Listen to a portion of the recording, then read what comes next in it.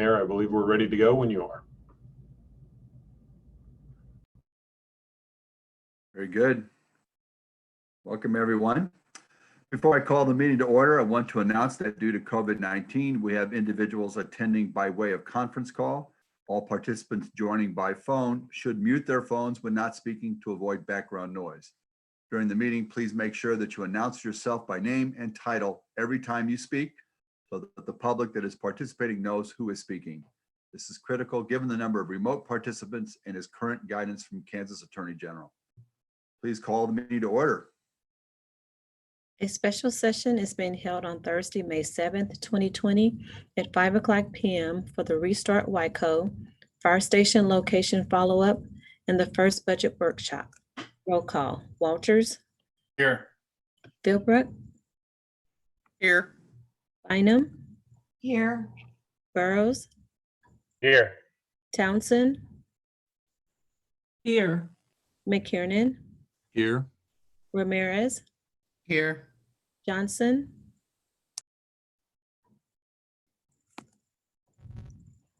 Kane. Here. Markley. Here. Johnson. Alvey. Here. Thank you.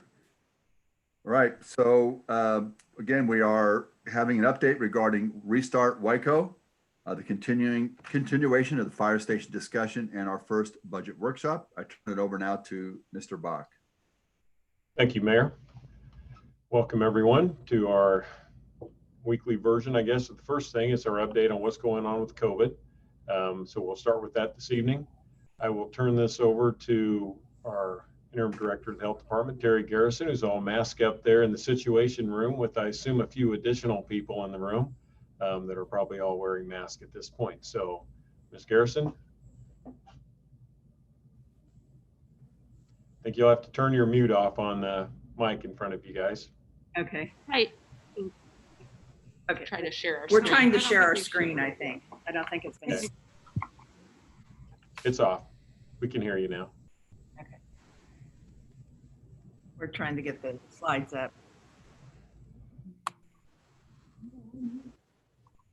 It does not. Interesting. Bridget, can we share our screen? Do you have to approve it? I believe, Rocky, are you the host? Oh, Rocky. I do not have to approve anything. You should just be able to share it. Okay. There we go. Oh, there we go. Share. All right, we can see it now. All right. Sorry about that. Sorry about that. All right. So welcome everyone to the continuation of the COVID-19 update. So tonight, it's going to be fairly short, at least on the update of the data. We'll give you a little bit of a data update and spend most of this evening talking about the stay-at-home orders and then the phased reopening will be where we spend most of our time this evening. Okay. All right. There we go. So first off, the update on our data. We have in Wyandotte County, we have 933 positive cases, and that's compared to Kansas City, Missouri at 669 and Johnson County at 548, and the state of Kansas as a whole at 5,734. The number of mortalities within Wyandotte County is at 64 compared to Kansas City, Missouri at 16, Johnson County at 45, and of course the state of Kansas as a whole at 144. But again, as we have said in the previous presentations, what we really want to look at is the rate. The public health, we look at the rate per 100,000 population. And again, Wyandotte County is about 4 times as much as any of the other of the state or the other 2 surrounding areas within our community. So Next up, Julianne Van Loo will be talking about, we're starting to look at the rolling averages of our cases and our mortality. So Julianne? Just a couple of new data points that we haven't shared with you previously, and these are becoming more important as they're part of our criteria for moving from zone to zone as we gradually reopen. So rolling averages are important because we want to make sure that we are making decisions truly based on trends and not on blips that we may see. So on a daily basis, we'll see case numbers go up and down, and there's some variability there, but we want to kind of look at those long-term trends. So we're looking at 14-day rolling averages. So every data point that's on that graph represents an average number of positive cases from the previous 14 days. See, what's important here is you can see that in the last few days, we're trending upwards. We believe that part of this is due to our continual increase in testing. So we'll be paying really close attention to this as the amount of testing we're doing kind of levels off, and as we kind of stabilize in terms of how many people we're testing, we'll be paying close attention to this indicator in particular. Our rolling averages for deaths are actually downward trending a little bit. We've kind of come out of the Riverbend incidents for the most part. We continue to see kind of a death or two a day, unfortunately, but it's really come down over the last couple of weeks, so that's good news. And then lastly, before we start about the Restart WYCO stuff, just a couple of updates on testing. We continue to test at the health department. We now are conducting pop-up testing in the community 5 days a week with up to 100 tests available for each of those pop-up sites, which is great. We continue to put those out on our hub page.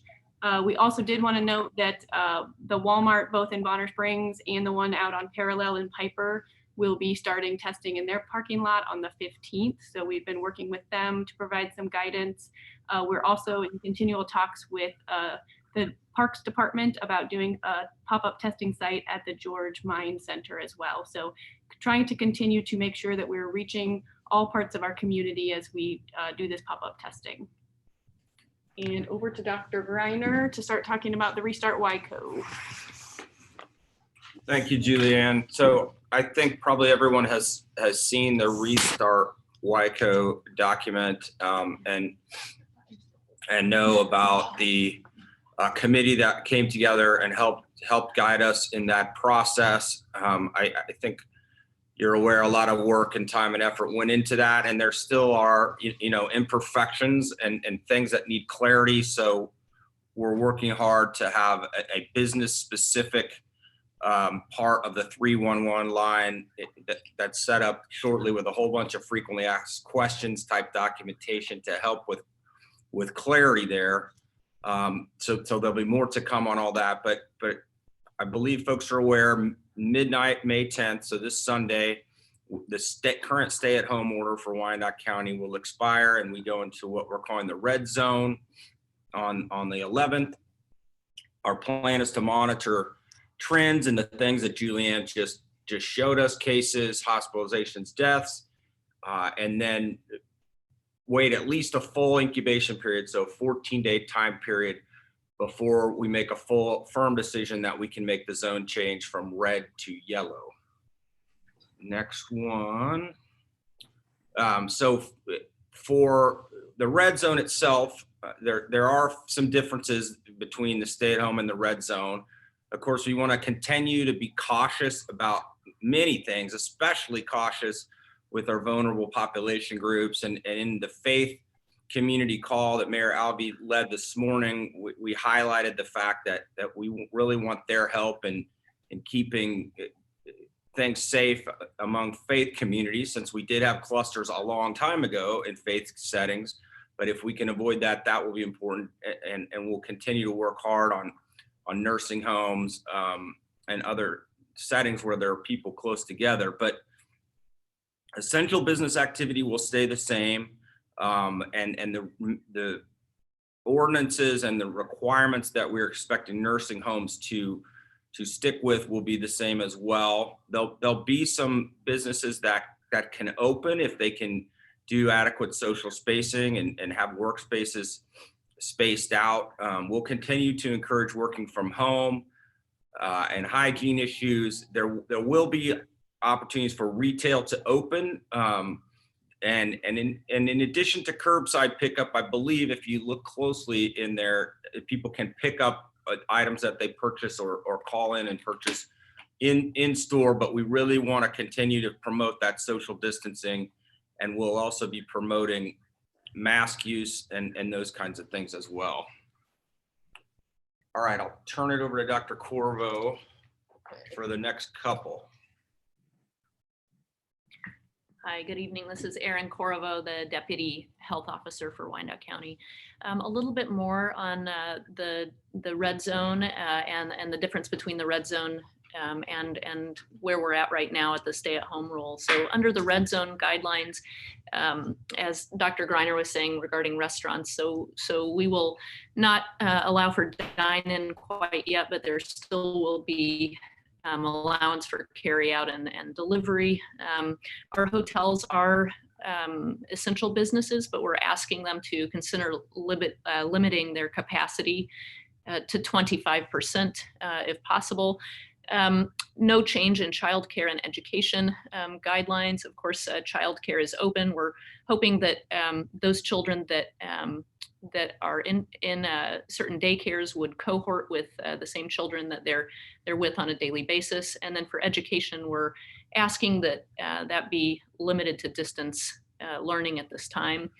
No personal services, so we're going to have to wait a little bit longer to get a haircut. Churches are allowed to operate.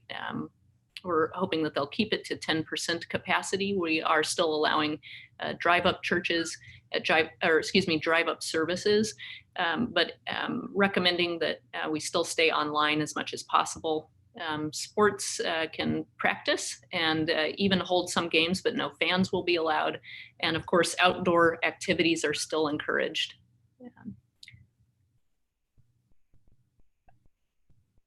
We talked about this, I believe, at our last meeting. Just want to reiterate how we're making the decisions on when it's time to change zones. So we're taking into account a lot of different pieces of data, but looking very carefully at hospitalizations and deaths in our community, and also in the percent positive rate when we take into account our testing for the coronavirus. So we're especially looking at these in terms of their rolling averages over the last 14 days. We're also making sure that we have capacity in our healthcare facilities, and making sure that we have adequate contact tracers and that we have PPE available. We realize that this is really difficult to communicate to the community, and I know that Mayor Alvey and others have brought up that it would be very helpful, I think, to have a goal that we as a community can come together on to achieve as a Wyandotte County as a whole. And so we're working very hard to create sort of a forward-facing representation of these data that we're keeping or that we're taking into account to make this decision. So that would be sort of like a gauge or like a thermometer to show, when we might be getting closer to changing to the next zone. And so we're working hard on that, and hopefully we'll have something next week to talk more about and present. That's all we have this evening for our presentation, and we're all here to take questions. Thanks.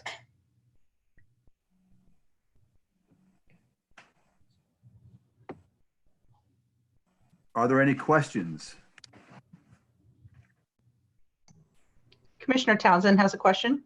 I see that. Commissioner Townsend? Thank you. Good evening, everyone. This is for our health professionals, any one of them who care to address it. First question, I took down the number that right now in Wyandotte County, we've had 933 positive cases, and we continue to hear how important continued testing is. Do we at this point know how many tests have been done in Wyandotte County across all of our testing venues? I know I saw the number 971. I thought that was from the health department, but what about the other tests? So how many tests total have been administered? Yes, we've we've completed about 4,000 tests, which puts us at a positivity rate of about 23%. And that's across, tests that we've sent to KDHE as well as the private labs in our community. Okay, thank you. The second question, it may be for, I don't know, anybody in the administration as well as health. It's still a challenge for our citizens who do not have access to internet and that type of thing, who can't readily see our COVID Hub website. How do we continue to put out there what stage of the restart we are in? What methodology is there that we can use and help get out to our constituents beside the hub, use of the hub? Others may want to weigh in, but I know here at the health department and with our comms team across the UG, we're prioritizing a number of things. One of them being the ability for any resident to call 311 to receive an update, to ask any COVID related question, to be hooked up with social resources, to have clinical questions answered. We have our UG small business liaison will be starting to receive calls directly through 311 from businesses. So we're really trying to shuttle people in that direction. They're well prepared to triage those questions. We are also working on additional mailers in coming weeks, and we are just beginning working with some of our highest risk populations to start doing a series of video clips that will be short, kind of 30-second blips in various languages, featuring all different ages, to continue to try to get this messaging out. So we're trying many approaches kind of at once as we go. We continue to look for ideas. So if people have them, please bring those forward to us. We will additionally use our neighborhood resource center. I mean, it's getting out to the neighborhoods to spread the word that way, as well as our press releases, hopefully to the local media. Thank you. I really like the 311 because most people, even if they don't have internet, do have some type of phone access. So that's really basic. Thank you. And Commissioner Townsend, I would say that I've noticed on the major stations in the area, they do a pretty good job of providing some of those details, of running that as that script underneath during the newscast. So I found that that's been helpful also for people to see. Commissioner Philbrick? Yes, a couple of quick questions, but I know they're complicated.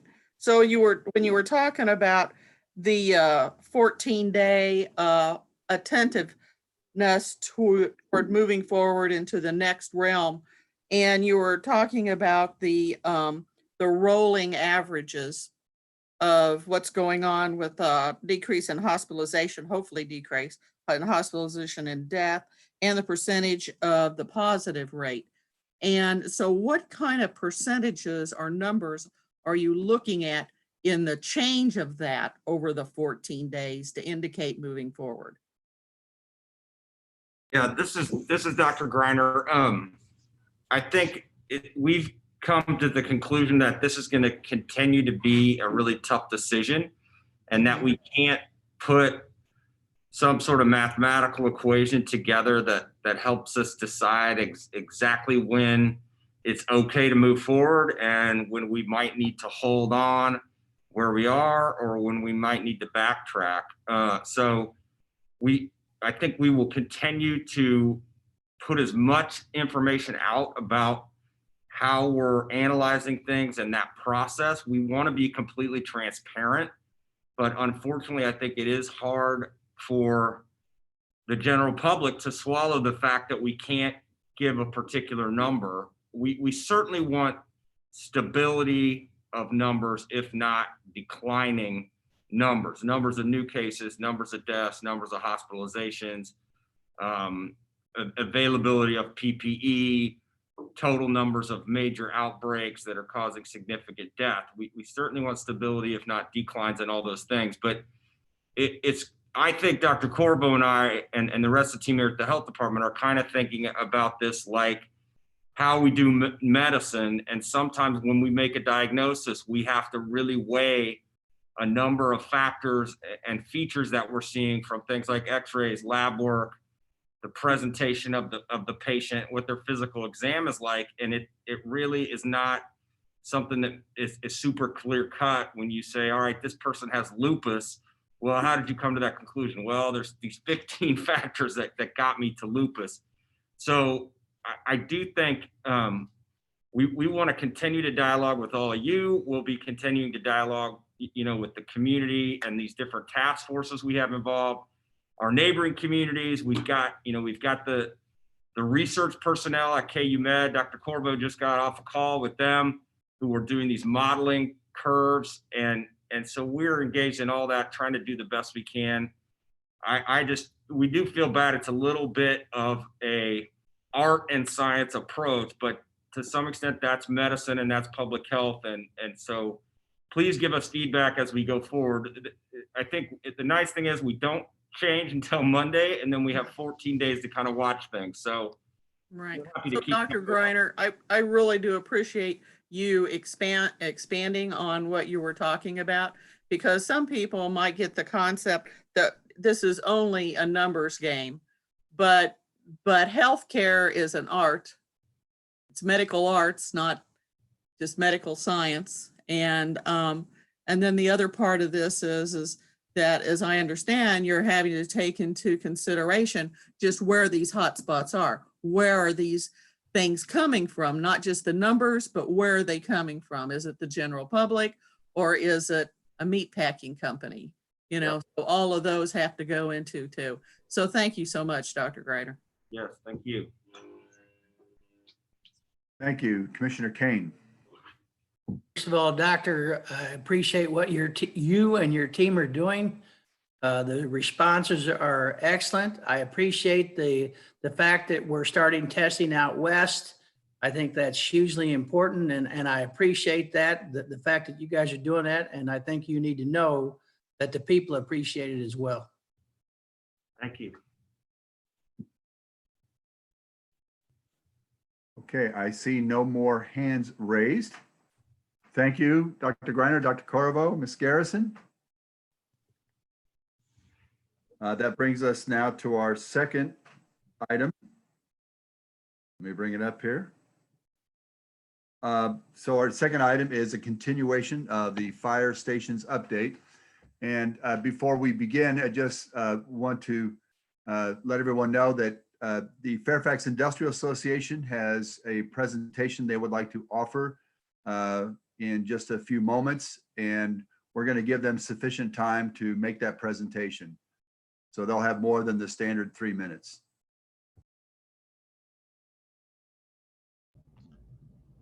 Thank you, Mayor.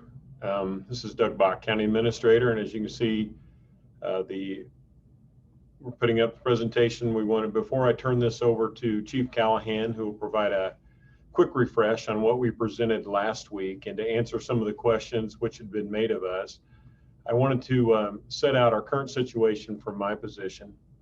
Several years ago, a decision was made by the governing body to build a new fire station that did not come with funding for an additional fire company. Thus, the direction was required, reallocating a fire company from elsewhere within our city to this new location.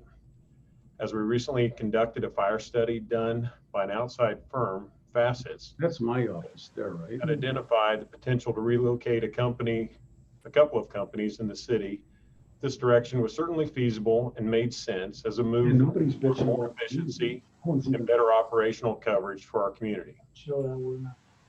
Staff understands and agrees we need to operate all our government services in the most efficient way possible. And we know that by adding Station 12s, we will be able to reach more addresses within 4 minutes. We researched and studied several options within the community and came to the conclusion that we could move Company 15s, which is the slowest station in the city in terms of calls for service in their response area, to the new Stations 12. With this company move, we will be able to reach an additional 2,100 addresses within 4 minutes that we cannot today, and not eliminate any addresses in Company 15's response area from a 4-minute response, as Stations 5, who can cover 15's response area in the 4-minute response time. And by the way, Stations 5 has an historic reputation for always exceeding response expectations and service. Change in direction now. not to move forward with this staffing of Station 12s will be a move to provide less efficient service in our community in a time when resources are limited and one where we know we can adjust our operations to reach more addresses in the NFPA standard of 4 minutes or less for first responders. With that reminder, I'm going to turn this presentation over to Chief Callahan. Chief. Good evening, everyone. I'm Mike Callahan, the Fire Chief. I'd just like to start out by saying, for purposes of this discussion, we're going to answer some questions that were brought up last week. And we're going to touch on a few more items that weren't brought up last week, in the sense that we're going to bring them up tonight to further animate the conversation. So Rocky, if you could advance that, please.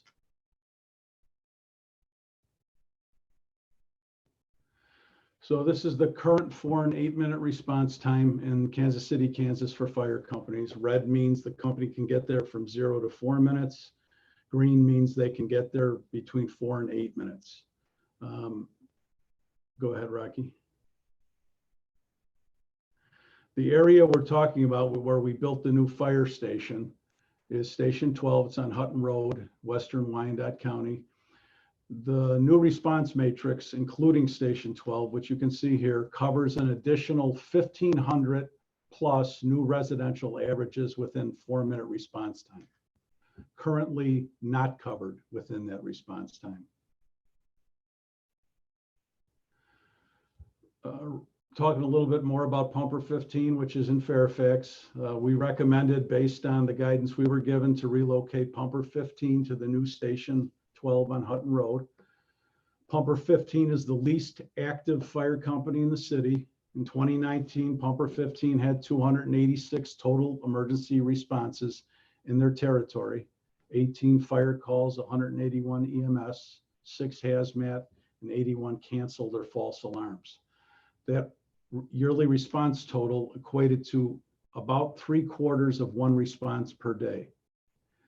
Pumper 15's current AOR, area of response, would remain protected without any reduction in service within the NFPA 4 minute standard of cover by Pumper 5 at 910 Quindaro Boulevard. And I'd like to say that for the safety of our residents and our firefighters, that safety is dependent upon high quality emergency response coverage to all parts of KCK. Go ahead, Rocky. So what you're looking at here is a bifurcated map of the coverage with Station 15, which is at the top right corner. It shows the red 0 to 4 minute response area. The map on the right shows what that 4 minute red 0 to 4 minute response coverage would look like if 15 was not there. So on the left, Pumper 15 is there, and on the right, they are not there. You can see that the coverage is almost exactly the same. Go ahead, Rocky. So these are some questions from the last session that we took and we were going to answer. Some people had questions. So how quickly can Station 5 respond? The mission of the KCKFD is to protect the entire city of Kansas City, Kansas, including all of the Fairfax Industrial District. The NFPA industry standard for analysis of fire coverage areas is a 4 minute response time, arrival, 90% of the time for a fire suppression apparatus. The EMS response standard is 9 minutes and 59 seconds, 90% of the time for an EMS transport apparatus. That's an ambulance. Pumper 5 can travel the 2.1 miles from Station 5 to the address of record for the GM plant within 4 minutes.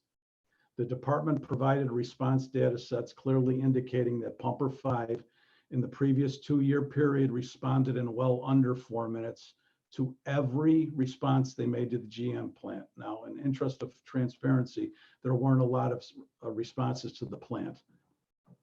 Data shows that EMS response from Station 5 to GM was well within the 959 guideline as well. There are 34 railroad crossings in Fairfax. Pumper 15 encounters those same railroad crossings when they respond to the Fairfax industrial area anywhere west or south of their station.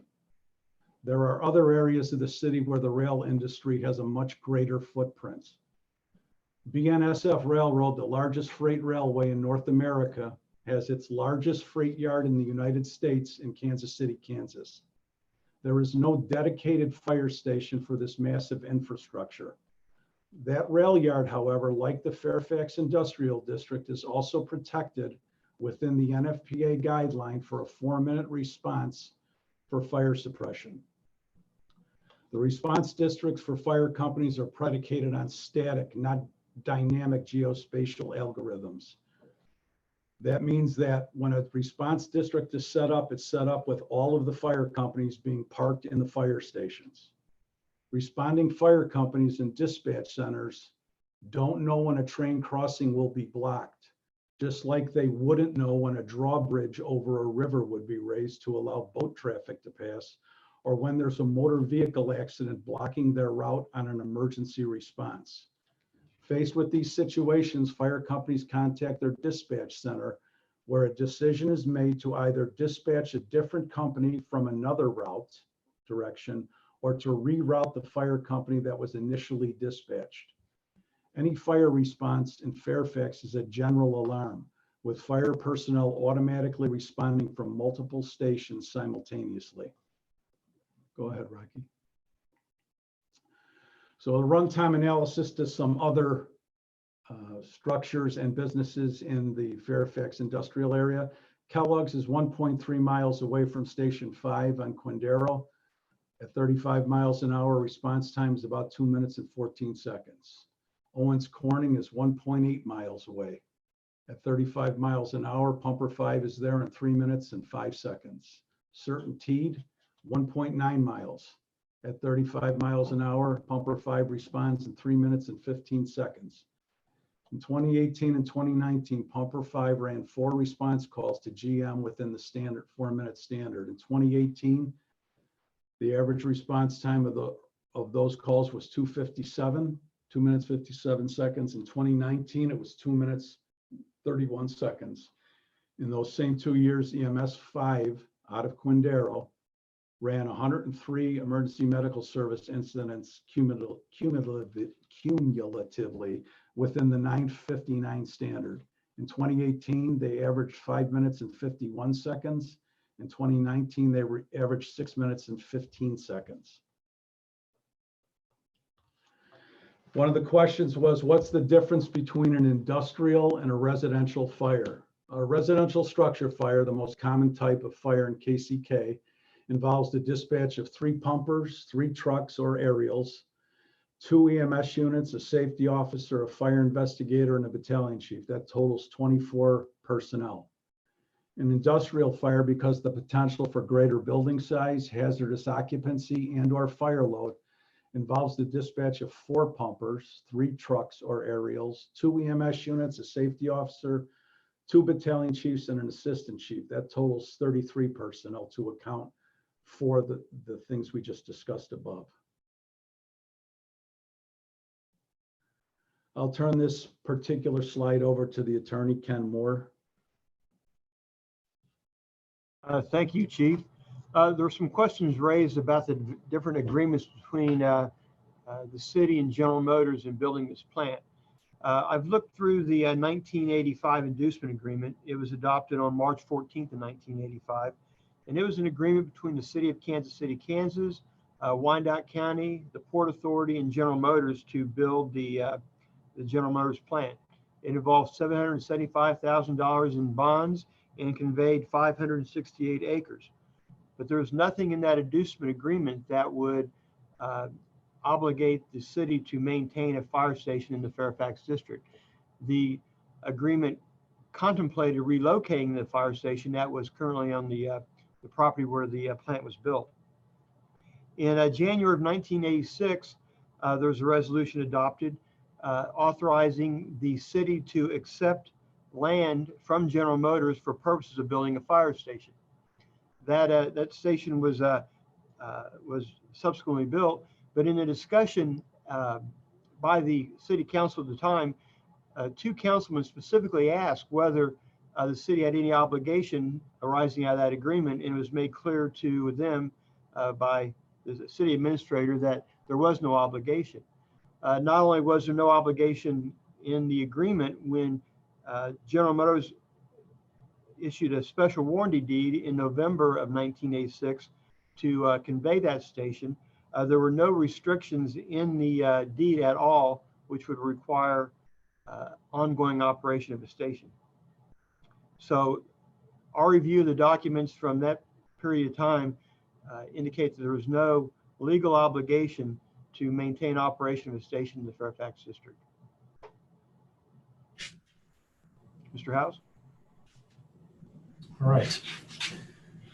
Mr. Moore, the next slide is related to the Northeast Master Plan and the question of the fire station being included in the Northeast Master Plan. The reference page that it appears is on page 98, and the link is there. And this is the section at the end of the Northeast Area Master Plan around implementation. And that section speaks to the efforts of partner organizations to support and implement the Northeast Master Plan in this particular area. It also references, as you can see, the Fairfax District Master Plan, which is a separate document.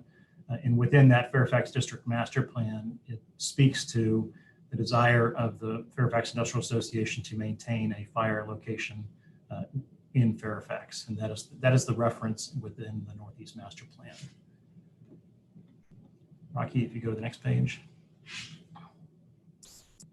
Also the question around facets. And so in reviewing the 2016 facet study that looked at fire department operations and locations, facets spoke to a number of issues that have come up in the previous presentation, including the addition of a fire station in the Northwest area to provide better coverage. And as you've heard this evening, there's 1,500 households, residential households that would receive coverage with Station 12. So it speaks to that. It talks about a multi-year plan to optimize fire station deployment and locations, and the chief has presented that. And last week, talks about the consolidation of fire station 16 and 17, which the chief also presented last week. And it speaks to the consolidation of fire station 5 and fire station 15 to a new hub station at or near the existing fire station 5 location. So it was identified in facets as a between station 5 and 15 that moving to station 5 as the location was a recommended approach. With that, I'll hand it back over to the chief. So some questions were raised about the timing of this decision. Following the analysis of the fire department on station locations, the administration and the fire department briefed members of the commission. The contractor has a deadline to turn over the new $5 million plus station to KCKFD by June 17th. The station construction is proceeding on time, and it's likely that the station will be ready to be occupied sooner than that, driving the need for a decision on how the station will be staffed. Once a conclusive recommendation was made by the administration, the FIA was notified within 72 hours and invited to a discussion, which was held on April 2nd, 2020. The fire department has held several follow-up discussions with GM and responded to a number of requests for additional information and data. The unified government values the strong relationship with the Fairfax Industrial Association and its member companies. The UG is committed to continuing to invest in and promote Fairfax as an excellent location and business. Rocky. One of the points raised last week was about the local IAFF. Fire Command has kept up regular communications with IAFF on a range of issues, including station staffing and locations. Beginning in the fall of 2018 and continuing through early 2020, the department and Local 64 met to discuss the staffing at present and new fire stations. Present at that initial meeting were myself, First Deputy Chief Andrade, Deputy Chief Stroud for the fire department, Business Manager Bob Wing, Treasurer Pat Young, and President JJ Sima for Local 64.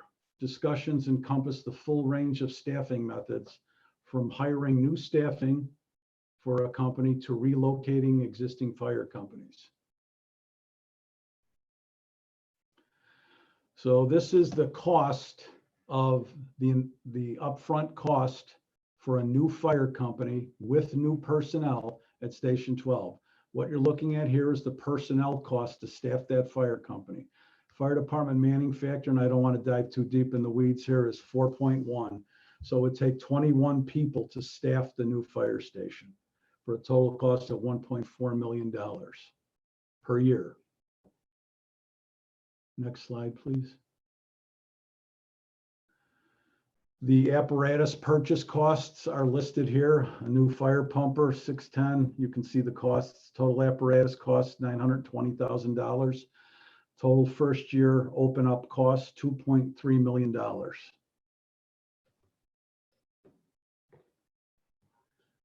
I think is that it, Rocky?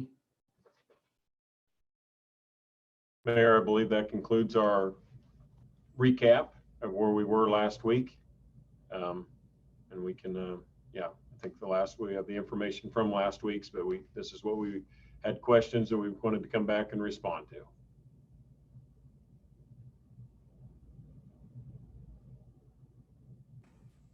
Thank you, Chief. Thank you, Alan. We have time, a few moments for questions for staff and for the chief from commission before we go to the presentation from Fairfax Industrial.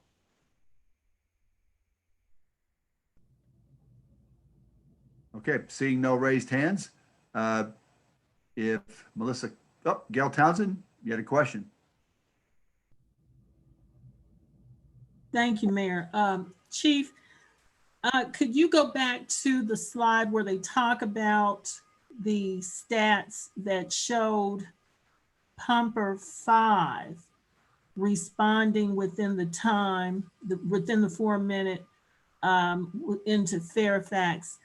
Can you explain how that was derived? Because that is a big bone of contention. We talk about Pumper 5 and that station has a remarkable reputation from decades and decades. But how is it derived that 5 can actually get to Fairfax within the 4 minutes? Is that historical, or what are we looking at? Right, those, Rocky can roll it back, but while she's doing that, those data sets are for 2018 and 2019, and there were not a lot of responses by Pumper 5 because they're not they at that time were not the primary response fire company into that area. So in terms of response, just using basic math, and we've done this a bunch of times already, I can cover in 4 minutes at 35 miles an hour, 2.33 miles. From Pumper 5 to the address of record for GM, it's 2.1 miles. So that's how they're getting there in under 4 minutes. And I don't know if that answers your question or if you need some, If I could add to that, the actual calls are derived from the dispatch system. So the fire department went back and pulled the call records, and that's how those 2 calls, 2 each in 2018 and 2019, were pulled from the dispatch system, and that's where that data comes from. Chief, if that's, correct me if I'm. No, that's accurate. That's Okay. accurate. Do we know if in those 2 occasions that the pumper was actually coming from Station 5? We do not. Okay. Thank you.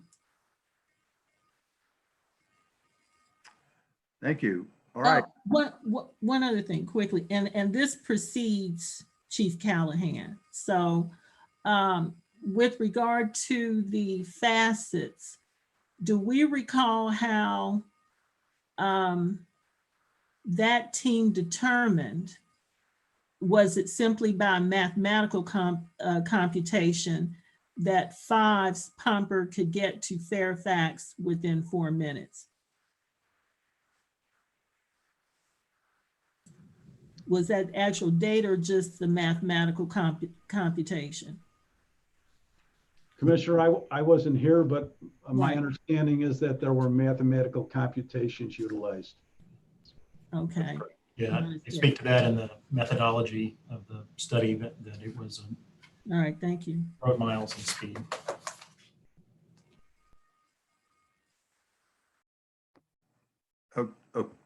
Okay, Commissioner Kane, next.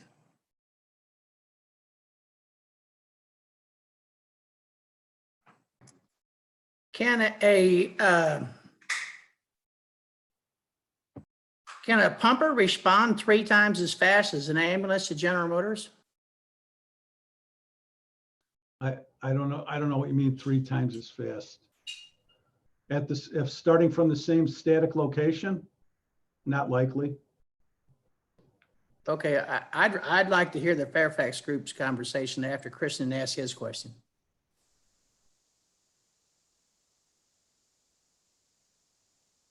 Mr. Ramirez. Yeah, I just have one question. Thank you, Mr. Mayor. It's for Mr. Moore. This is more of a legal lesson for me, but what's the difference between, say, a regular agreement and an inducement agreement?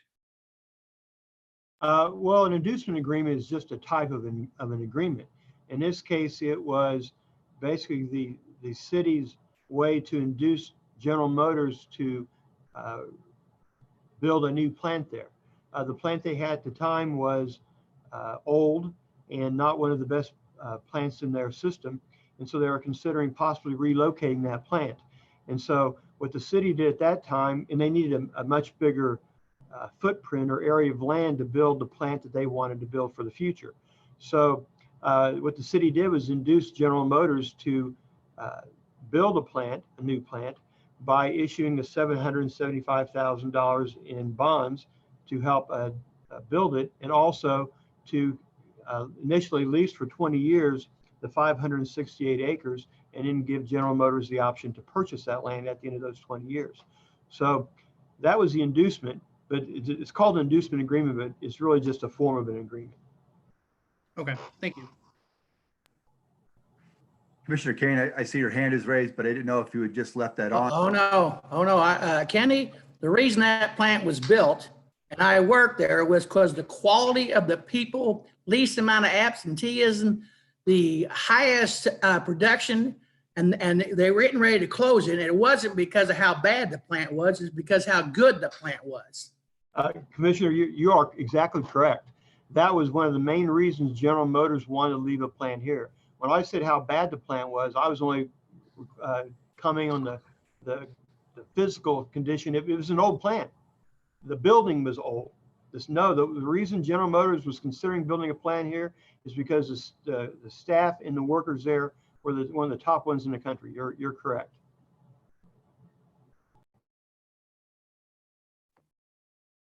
All right, let's move on. Okay, I did not see any more hands raised. And so now we would ask Melissa Clark from Fairfax Industrial to provide her presentation.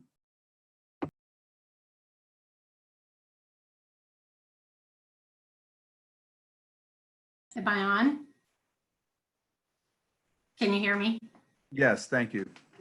Okay. Okay, so Rocky's pulled up. So in response to last week, we kind of put a presentation together as a response of why we must keep the Fairfax Fire Station. And so we'll just go through those slides, and I'm sure Mayor Alvey, you'll have questions and answers. So Rocky, if you want to go ahead.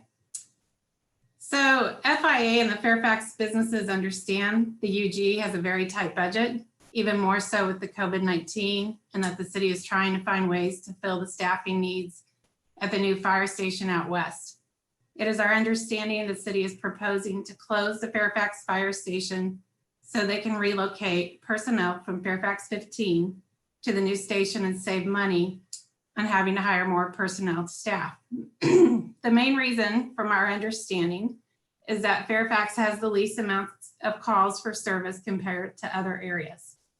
However, there is much more to be considered than just looking at the number of calls, as our group has discovered after much research and meetings. You can go next. Risks and consequences. The argument based solely on the number of calls does not have merit, as nobody would suggest the KCI airport do away with its fire station. Fairfax is a heavy M3 heavy industrial district. We have highly hazardous chemicals, volatility, and environmental risks. Fairfax houses 135 businesses, 10,000 employees, and over $5 billion in property. The Fairfax district receives and delivers through high pressure underground pipelines and fuel tanker trucks nearly 100% of the supply of volatile unleaded diesel and jet fuel for the bi-state region. There are more than 60 elevated petroleum tanks between Magellan, Phillips, and ExxonMobil. There are thousands of feet of pipelines, estimated at more than 20 miles of ultra high pressure lines at 1,500 PSI in Fairfax. We also have the 2 grain elevators, which are also a high risk due to the potential of grain dust explosion. Certainty and Owens Corning fiberglass companies utilize a daily supply of highly volatile liquid oxygen fed by high pressure underground lines to fuel their molten glass furnaces. In this picture, you can see, I'm sure most of you can remember, it was all over the news the night before Thanksgiving last year. A truck driver had a medical emergency and crashed into the oxygen tanks at Owens Corning, which you see here. The driver probably only survived due to the quick response from Fairfax 15, which was literally just across the street. And fortunately, we also did not have a large explosion. Risk goes up when response time goes up. Fire doubles every minute it's freely burning. According to the National Fire Protection Association, the fire department shall establish the following objective. First responders, 4 minutes or less travel time for the arrival of the first arriving engine company. Advanced life support, 8 minutes or less travel time. Ambulance transport, 9 minutes, 59 seconds or less travel time. Also, I'm sure a lot of you remember this was several years ago, but that was when one of our fuel tanks caught on fire because lightning struck it. So just another example of what goes on down in Fairfax. Response time. Based on data we requested last week and received, and this is different, and this is where there's a lot of debate. We discussed this in meetings today. We need much more clarification, but this is what we understood at this point. Chief Callahan sent over to us a few days ago a detail of all of the responses to General Motors plant, which is 3201 Fairfax Traffic Way. And let me go through that.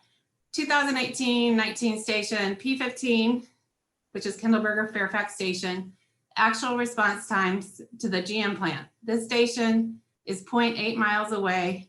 It's literally just down the road. There are no crossings between the Fairfax Fire Station and General Motors. However, as we noted, there's 34 crossings in Fairfax. But just having the Fairfax Fire Station 0.8 miles straight shot with no crossings, in the last 2 years, 93 responses out of 140 responses were within 4 minutes, which is 66% compliance of the total. 47 responses out of 140 were greater than 4 minutes. That's 34% non-compliant. And that's the Fairfax station, which is a minute away. 2018 and 19 station 5 Quindaro actual response times to GM. This station is 2.1 miles away. 5 responses out of 102 were within 4 minutes. That's 5% compliance. 97 responses out of 102 were greater than 4 minutes, 95% non-compliant. If the Fairfax Fire Station is closed, and all first responders will come from Quindaro 5 based on historical response data, this is the real world, what's really happening, not based on what we calculate and could be, but what has been. How will the 4 minute response 90% of the time be achieved? Fairfax, and I'll repeat this. Fairfax has 34 railroad crossings in our district, which greatly increases the response time for other fire stations outside of Fairfax to get into Fairfax. The crossing at just Quindaro Boulevard alone which is right next to the rail state, the UP offices down there. It's blocked 30% of the time during an 8-hour workday. The Union Pacific stated that it is blocked about 2 to 3 hours over the course of an 8-hour workday and about 7 to 8 hours over the course of a 24-hour period. All of us traveling through Fairfax know that other main crossings, such as the one on Fairfax Traffic Way, Sunshine, Kindleberger, 10th Street, and Funston, are also blocked for significant amounts of time throughout the day. This is one of the reasons why a fire station was built within the Fairfax district. Concerns for future growth and investment. The Fairfax district contributes 18 to 20 million annually in property and utility tax. We are and have been for almost 70 years the backbone economic engine for Wyandotte County. Ever since GM's plant was built, the need for a station in Fairfax has only increased, not decreased. There has been continued growth to General Motors plant with their new stamping plant and paint and body shop. Additionally, Comprehensive Logistics just built an 800,000 square foot distribution center, and Plastic Omnium just recently built a manufacturing facility in Fairfax to supply GM. This does not include the continued expansions made by other businesses in Fairfax, including the Drainage District, Certainty, Kellogg's, Magellan, Phillips 66, Cobb Point Industrial Park, and others. What about the future growth and investment we want to continue in Fairfax? Legal matters.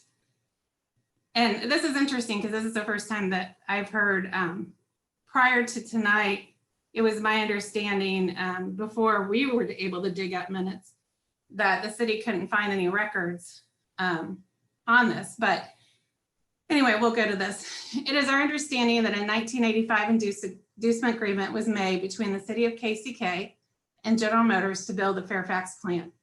Shuttering the fire station appears to disregard one of the terms of this agreement and is a legal concern that the UG needs to consider.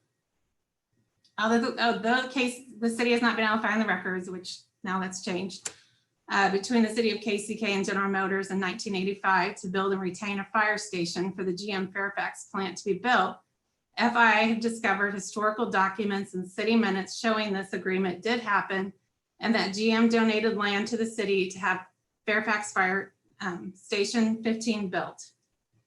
Since FIA and GM only found out about the proposal to close our Fairfax station on April 2nd, GM has not had time to research their own documents on this since their headquarters in Detroit have been closed due to COVID-19. Their headquarters will not open at least until May 18th at the earliest. Closing the Fairfax Fire Station goes directly against the Northeast Master Plan the Board of Commissioners adopted on November 29, 2018. Please refer to the page on 98 on the Northeast Master Plan, which is available on both the UG and Fairfax websites. Does closing the Fairfax Fire Station require a vote of the Board of Commissioners? We've all been trying to figure that one out. Insurance. FIA and Fairfax businesses have not had time to even see what not having a fire station that can meet the NFPA requirements would do to our insurance costs. Fairfax deserves better. FIA and Fairfax businesses has had very little time to respond to this initiative. Our first meeting to let us know this was being proposed was April 2nd, even though we have now learned the city has been looking at this for 4 years. Why were we not contacted much sooner so we could have had the time needed to review, research, and discuss? Despite the short response time to react, the businesses have swiftly provided feedback on all in opposition to this. In less than 2 days, FIA received more than 25% of the businesses in Fairfax respond opposing. I just better reread that. In less than 2 days, FIA received more than 25% of the businesses in Fairfax. More than 25% responded that they oppose. General Motors, Certainty, Kellogg's, Owens Corning, and ManaPro are included in those opposing, which together makes up more than 60% of the 10,000 people employed. We expect these numbers to grow as we continue to communicate. Our annual property and utility tax contribution of 18 to 20 million annually. Our employment base is 10,000 people. This is equivalent to the size of 3 cities in the state of Kansas. Doesn't this alone warrant a fire station? The Fairfax Industrial Association and Fairfax businesses request that the unified government go back to their plans and figure out a different way to staff the new fire station. We understand the city has serious budget constraints, but closing our station should not be part of this consideration. Fairfax takes care of Wyandotte County. We ask for Wyandotte County to please take care of Fairfax. If the county administrator and fire chief will not immediately remove their proposal from the budgetary plans, we ask that more time be given so that all parties can meet for discussion in person after GM has had time to research their records. So thank you all for allowing us this time.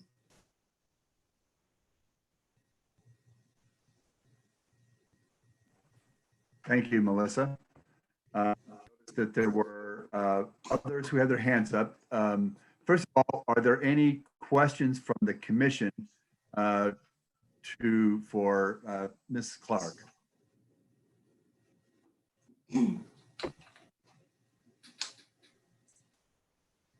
Okay, I don't see any. All right, then Judy Timmerman, I believe, has her hand up. Yes, thank you, Mayor. So Judy Timmerman from General Motors.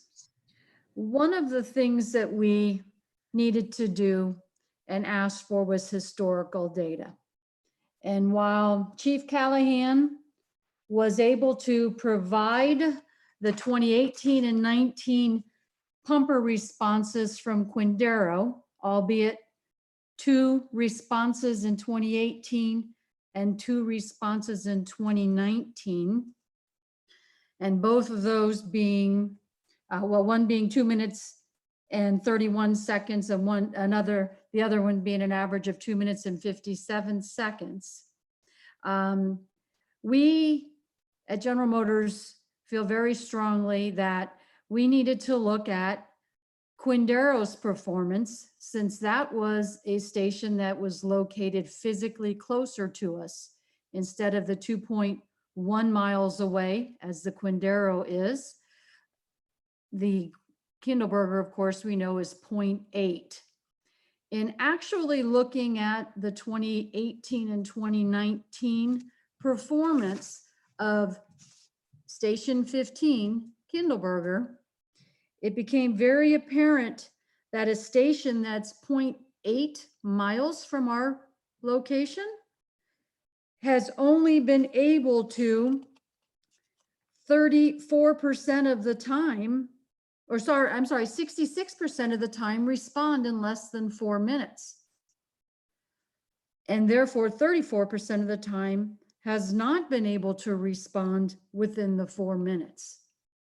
Now, I'm not naive to think, I mean, those firemen are just as qualified as the firemen in Station 5 in Quindaro, but I do not You have 1 minute, ma'am. physically possible 1 minute.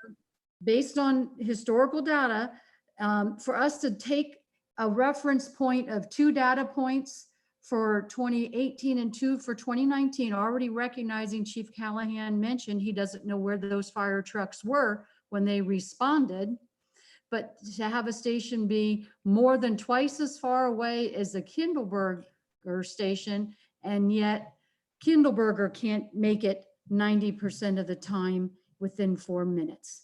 So that is the concern we have. And yes, again, a GM requests time due to COVID-19 to be able to prepare and get the information that we need from headquarters, which the state of Michigan is opening May 18th. That will be the soonest. Thank you for your time. Thank you. Brian Martin.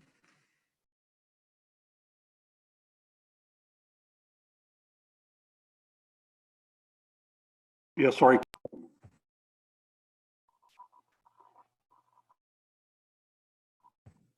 Yes, Mr. Martin, you have 3 minutes. Okay, can you hear me now? Okay. I work for Manipro down in the Fairfax district, and I'm kind of between the two fire companies. But I think it was the administrator who said in his talk here just a little bit ago that the UG was notified within 72 hours of when the decision was made, and that was in early April. I guess my question is what station had been planned to be shut down for the previous 3.5, 4 years or whatever that this station's been being planned and being built. Secondly, I just feel like really we're being kind of railroaded into this. A decision's been made and asking for our input, but not allowing us any time to really get together and meet face to face. The statement was made that the UG wants to work with Fairfax, but I'm just not, after the meeting today, I'm not feeling it too much. It's like the administration's mind is made up and he's proceeding after this meeting tonight, full speed ahead. So, and that's really all I've got to say is I am opposed to closing down the station. Thank you, sir. Mr. Daly.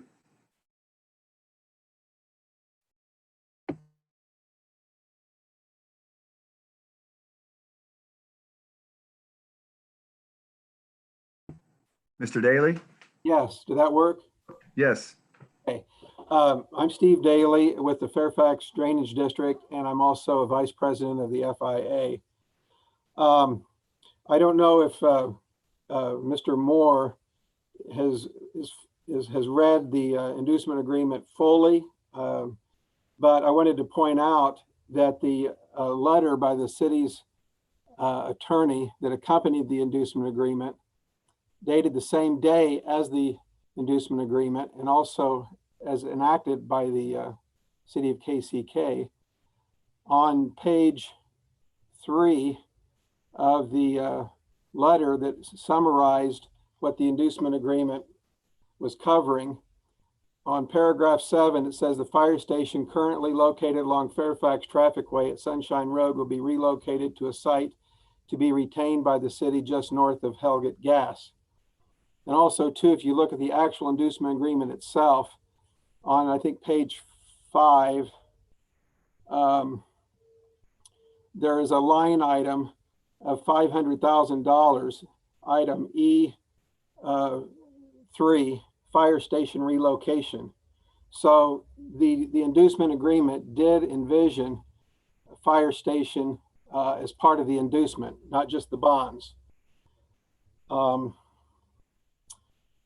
And I think that's probably about my time limit, but I wanted to point that out. I think that's why General Motors needs to be given time to research and interpret for themselves what the legality of the inducement agreement contains. Thank you, sir. James Wing.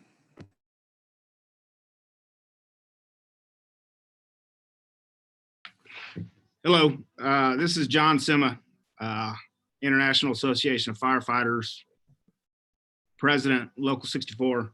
I want to thank you for the opportunity to speak this evening. I've just got a very brief statement with regards to Local 64's position regarding the closure of Station 15. Local 64 does not in any way endorse this recommendation. There were 2 additional studies that were done over a number of years, both by the ISO and an IAFF GIS study that both agree that the Fairfax Fire Station should be maintained. Those 2 studies are very similar in nature and their recommendations. They both actually identify additional needs throughout our community, none of which should be met by the closure or relocation of any resources. They should be new stations built to accommodate the identified gaps in coverage. Local 64 is adamantly opposed to the closure of this fire station And we do believe that this will be a serious reduction in service. Thank you. Thank you. I see B. Casimir, I'm sorry. That's correct, Brad Casimir. Thank you for the time. I do want to just reemphasize the fire station location based on the potential for disaster. I think if and when a disaster happens in Fairfax, every one of us on this call will wish that Station 15 was not closed, if that's the direction that's chosen. Again, as one who stood on our plant grounds as oxygen poured out of our vaporizers after they'd been struck by a semi on Kendallberger Road, I was extremely pleased to see all the fire trucks, firemen, police cars all respond quickly and get the situation under control with us. So again, I believe it's a large mistake to close the station, and I hope and pray that it does not go that direction. Thank you.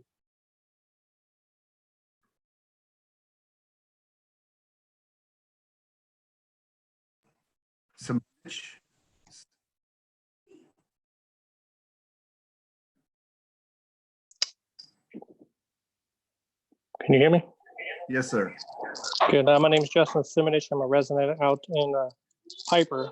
I just strongly believe that we're having the wrong discussion here.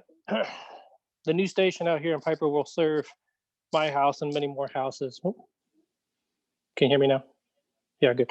The new fire station out here will serve my house and many other more houses out here. In the last 30 years, Piper has grown tremendously. That's the only thing that has changed in the last 30 years. Our station down in Fairfax has been there for 30 years. The need has been there for 30 years. It's going to continue to be there for 30 years. Melissa Clark brought up that she thinks Fairfax deserves better. We also believe Piper deserves better. When you talk about staffing a station out here for $1.4 million, I think that's the term, serving 2,100 more addresses. Last week, I listened to you talk about how 22 million, a shortfall of 22 million from COVID-19 only represented 8% of the budget of the UG. And you can't tell me that you can't put a new fire station out here in Piper for less than 1% of the budget without robbing the industry at Fairfax. And to me, that is ridiculous.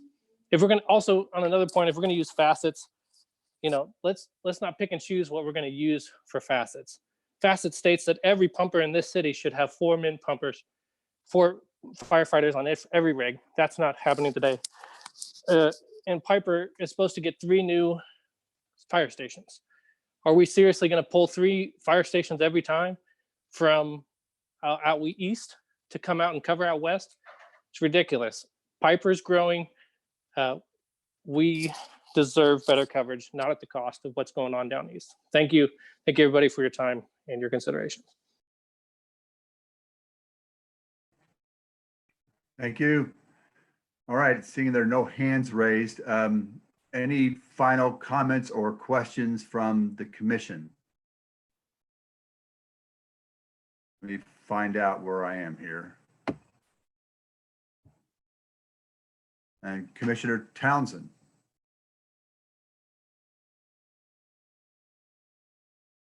Thank you, Mayor.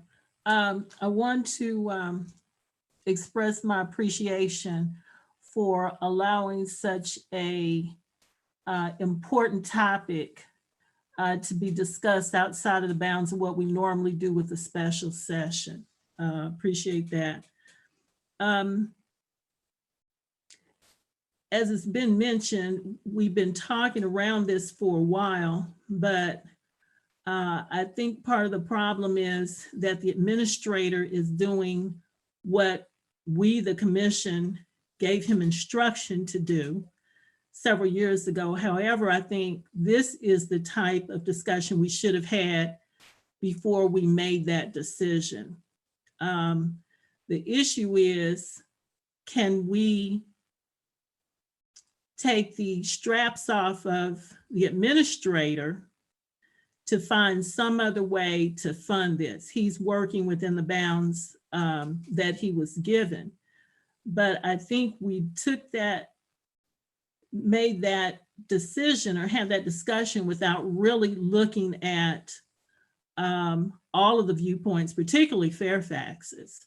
So that's a lesson learned for anything else that is going to come up in terms of future fire stations. So I'd like to see the time given to Fairfax that they've asked for, to allow them to find out, particularly GM, what they may have.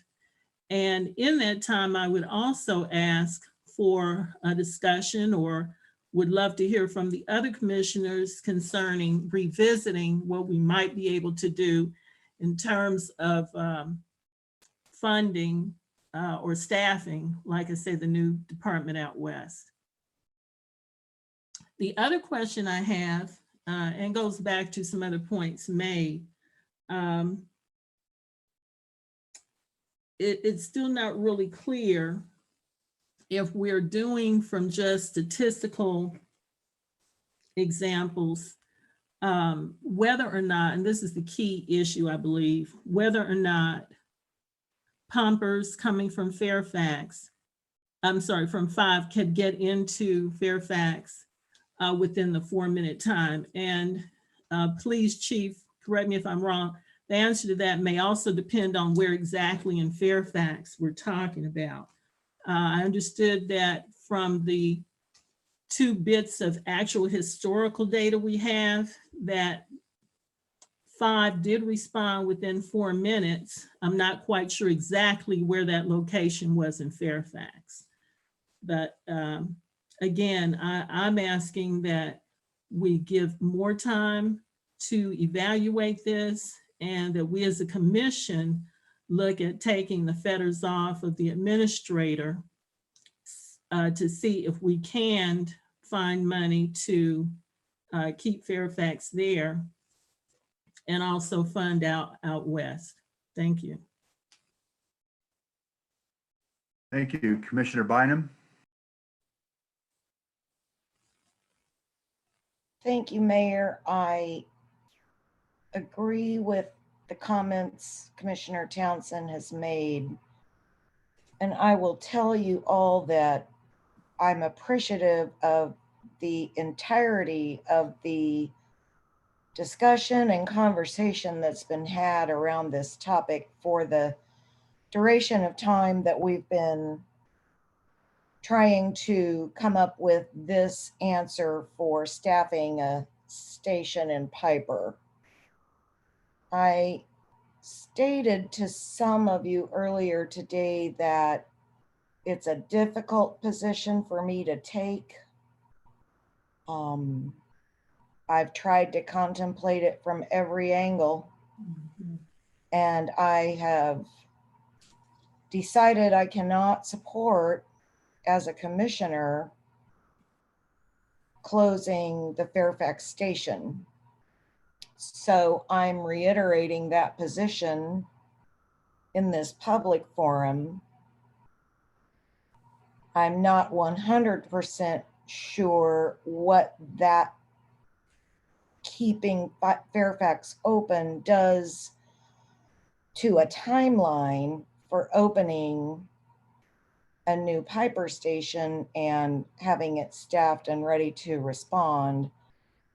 But I am convinced that we've got to take the time we need in order to identify how we can do that by looking at every other possible solution, whether it includes additional funding resources or not, while we maintain the current operation of the Fairfax station.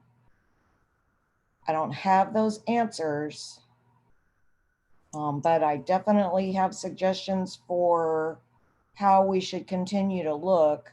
I'm going to also publicly state right now that in looking at the materials for the next component of our time together tonight, we are reminded that we lowered our city mill levy 4 mills over a 3-year period.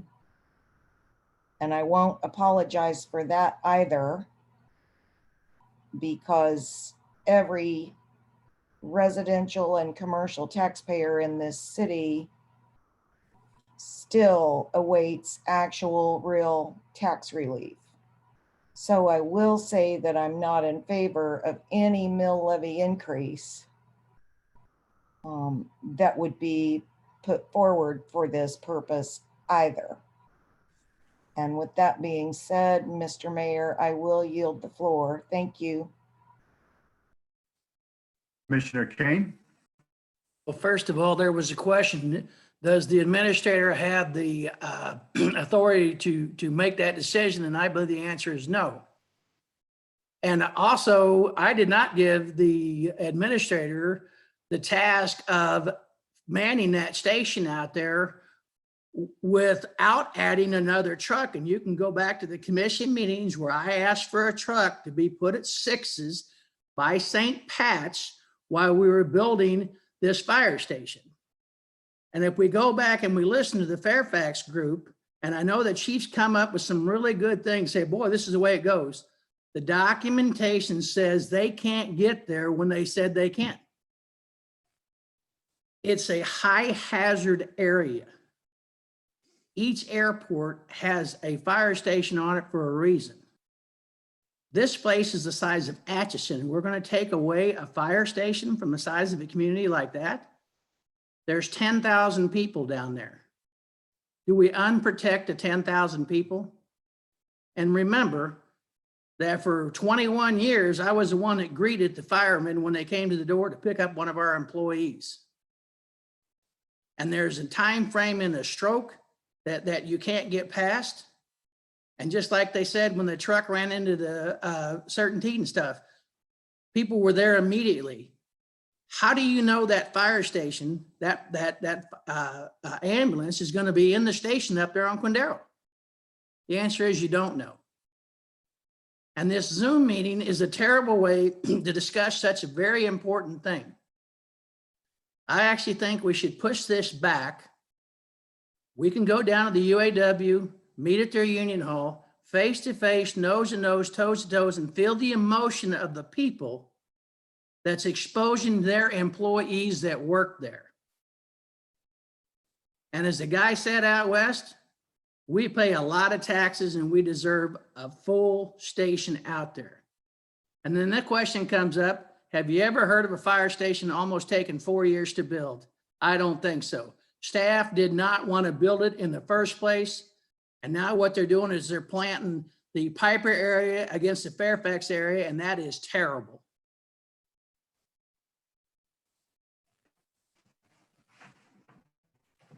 Commissioner Kane, I have to say, I think your points are valid, but I would say that it is, frankly, it's inappropriate to cast aspersions on the intentions of staff that they purposely tried to delay, first of all, the development of the station, the staffing. I would call a point of order. Commissioner Your Ramirez. point, you know what? I don't care what you say. They did it. And, Clearly not. And that's the way it is.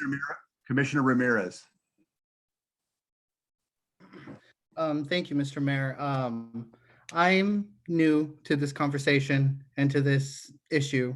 I am trying my best to get up to date and to read everything and understand both sides and everything. But I will say that I do agree with the comments of Commissioner Townsend and Commissioner Bynum.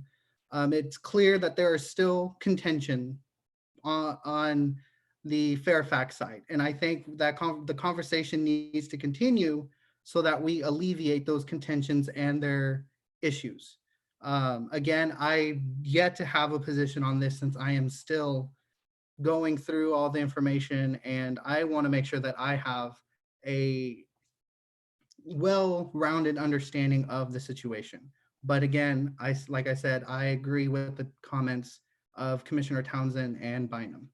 Thank you. Commissioner Burrows.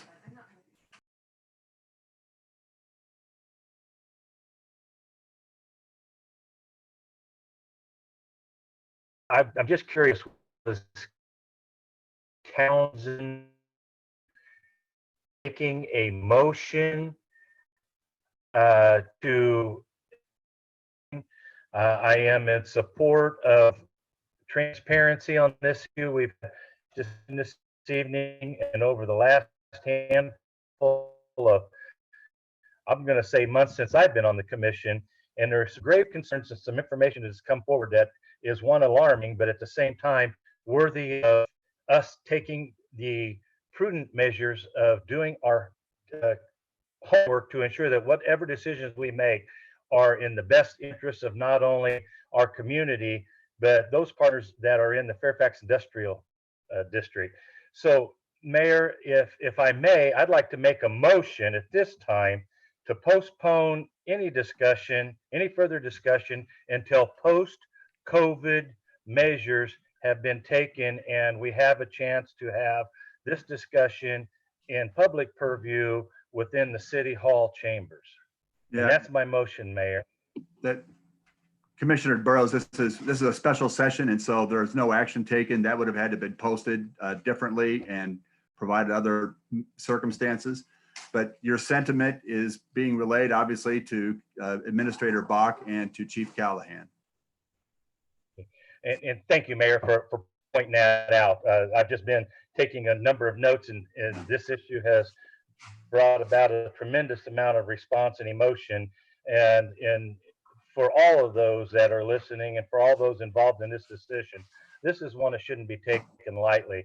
And I truly believe there are a lot of nice comments in reference to what can be done, and we just all need to be at the table to get this resolved. I truly believe that we do not need to take on additional risk to our reputation as a community in disregarding our Fortune 100 and Fortune 500 companies in Fairfax, as well as ignoring the needs and pleas of those in the Piper community. So as a good community steward and leader in this community, I just truly believe that we have an opportunity to address this if we continue to have what I would call rational, fact-based discussions.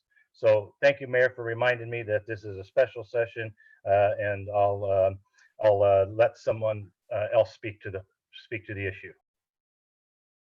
Commissioner Markley. Thank you, Mayor. You know, obviously, this is a very emotional issue for a lot of reasons. And if we continue to move forward with trying to implement pieces of the facet study, we're going to address more of those emotional issues. But we are about to have a budget discussion next on the agenda this evening. So I think it's always easy to listen to an emotional discussion and think I've made a decision based on those concerns. It tends to be harder to make that decision when we see how much money those decisions cost and we realize what we have to trade off. So I would say we need to enter into discussions as part of our budget discussions about how a decision either way is going to impact our budget. That doesn't mean we put the emotion entirely aside, because obviously that plays a role certainly in what's the right decision for our community. But the reality is we asked our administrator to implement this portion and other portions of the facet study. We didn't really give him a lot of money to do that with. And he's sort of trying to make that happen on the shoestring we've allowed. So if we're going to give him a longer shoestring, I don't think Doug Bach is going to be sad if we say, you got all the money that you need, do whatever, do whatever it costs. But the reality is that's going to have implications elsewhere in our budget. And so as always, I think our budget needs to be discussed as a package deal. And I appreciate that this item is coming forward during the time when we're putting together our budget for the upcoming year, because whatever we decide is going to have budget implications that should be discussed, not in a vacuum as we're discussing the issue sort of singularly at this moment, but should be discussed as part of the entire budget package. How are we going to afford the decisions that we're going to make about our fire stations in their future? That's all I have. Thanks. Commissioner Kane.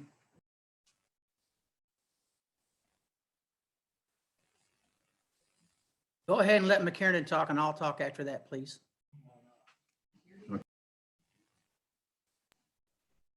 Thank you, Commissioner Kane. Thank you, Mayor. Just really briefly, I think Commissioner Markley is correct in that based on the data that we were given, and this has been several years ago now, the data did suggest that we had the possibility of staffing the new station by changing the arrangement in the east. I think Commissioner Townsend is then correct in that we went on the data that we were given. We went on the report that was presented to us.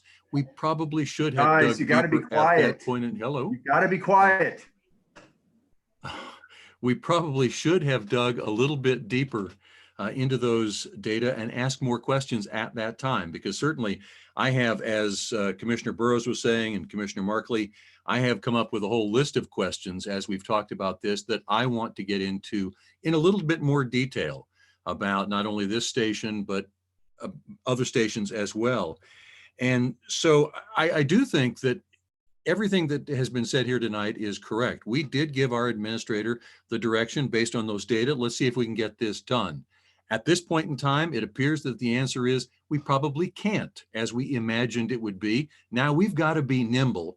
We have to be adaptable, and we have to be willing to change our decisions and go new directions.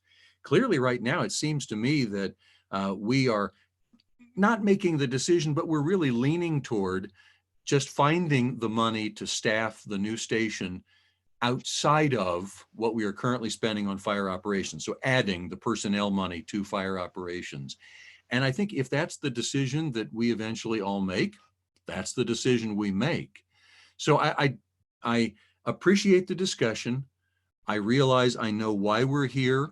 Commissioner Townsend is right. We probably could have avoided being here. Now that we're here, we have to consider the very real implications of what steps we take to move forward.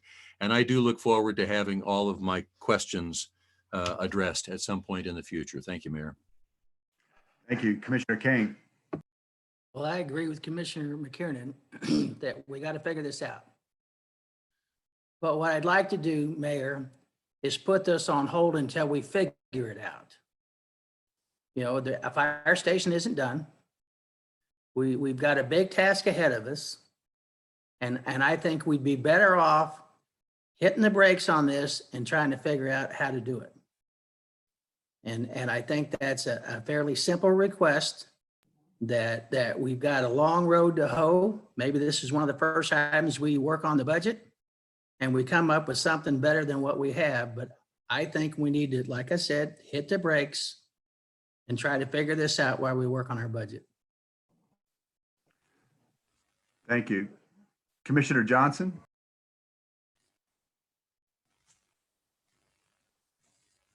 All right.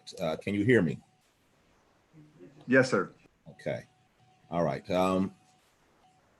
It may be, well, first of all, when do we expect to have the new fire station completed? That's the first question. And then I'll go ahead and give you my statement. I think that I don't recall having the conversation at the time that we were talking about the Piper station being constructed before or during that it would result in us having to close another station. Now that I think is what Commissioner McKiernan was referencing. And so I may have understood it differently. The other piece of it is that now we're in a completely different environment with regard to the budget as it relates to the COVID-19 and the impact that it will have on our budget in the immediate future and in the distant future, at least for another 2 to 3 years potentially. And so it's gonna, I like the word that Commissioner McKiernan used. We're gonna have to be nimble to go about addressing this particular issue. I will say, though it may be water under the bridge, if I would have thought or known at the time that we might have to close a station and that was going to be the way that we were going to fund the building and construction and operation of another station, it might have nuanced my thought process at that particular time. However, the water is under the bridge and here we are. So I think we do need to be as thoughtful as possible, understanding that we are in a completely different environment than we were at the time that we were discussing.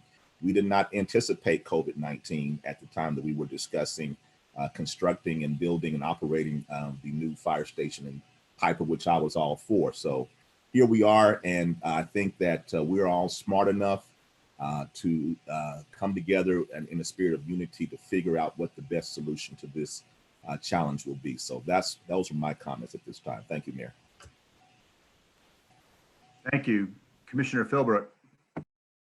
Yes, I was trying to hold my tongue because I've heard of a lot of things that all of them make sense. And I will tell you that I've been wrestling around with this since the beginning, and my brain has still not wrapped around all the nuances of everything that's going on with this.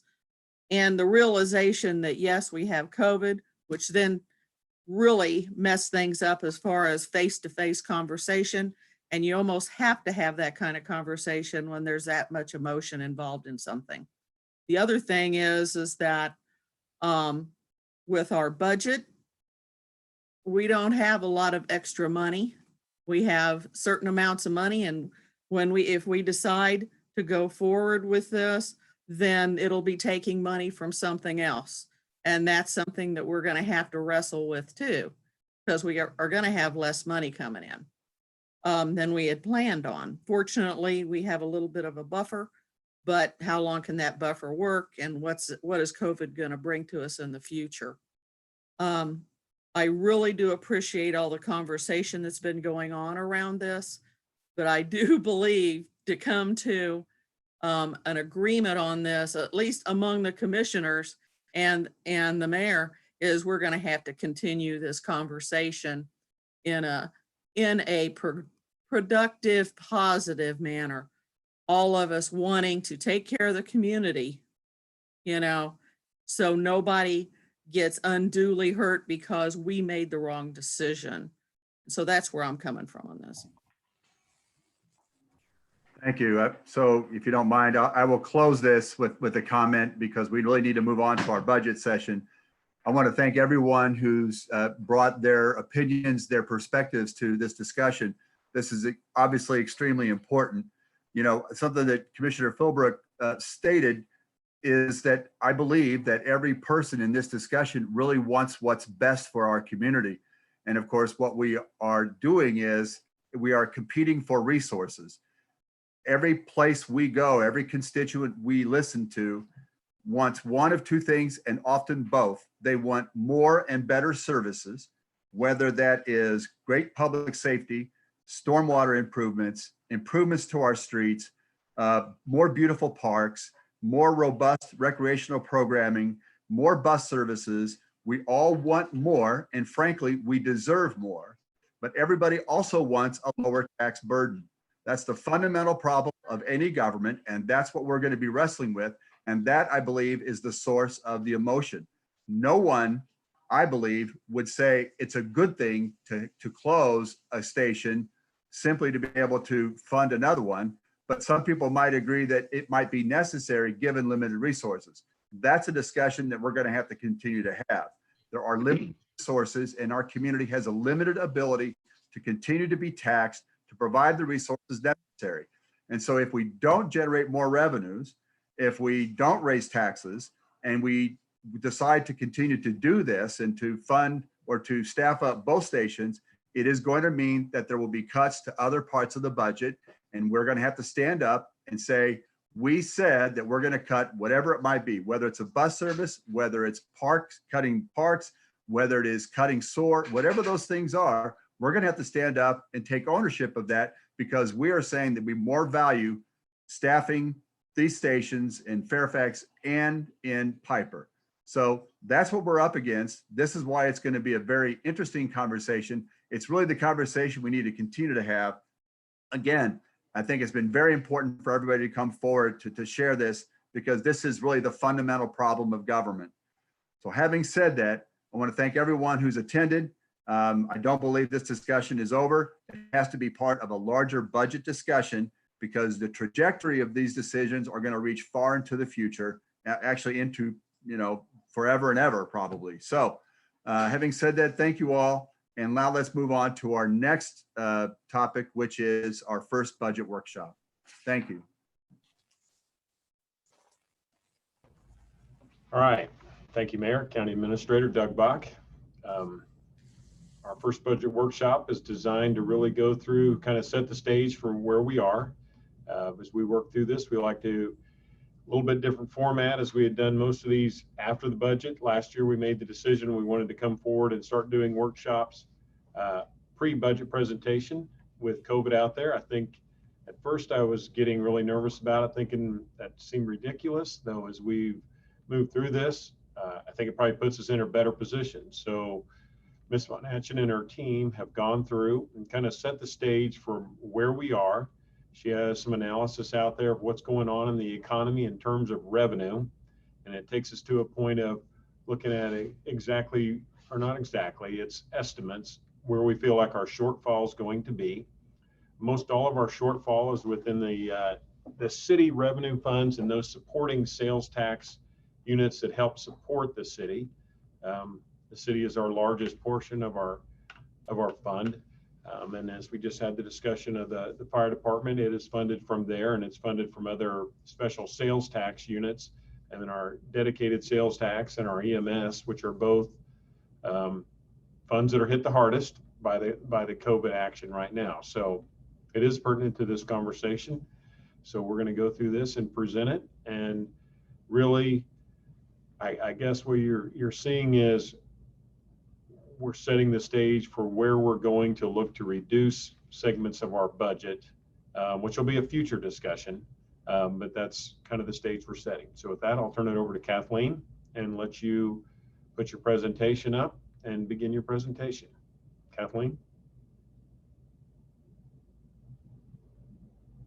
Thank you, Doug. So tonight's presentations, there are 3 of them. The first is we're going to go over the citizen and community stakeholder requests that we received as part and follow up from our budget hearing. And then secondly, we're going to go over the revenues and the economy as they stand currently. And then finally, we're going to go back and give you an update on the priority-based budgeting program survey that we presented on April 1st. And then you took several weeks to go through and look at all of the programs and weigh in on those. So those are the 3 components. So at this point, we're going to I'm going to allow Desiree Bush to start her presentation and on the stakeholders. And I'm doing that now.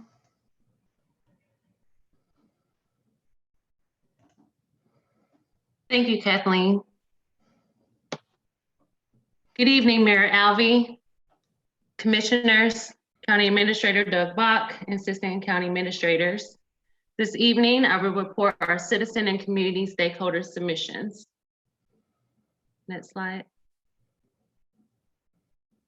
Our citizen and community stakeholder budget input forms are available for citizens and community stakeholders to provide input on budget priorities and initiatives for the adoption of the Unified Government's revised 2020 and proposed 2021 budget. Citizens and community stakeholders had an opportunity to comment on budget priorities and initiatives during our first public hearing meeting, which was held February 13th.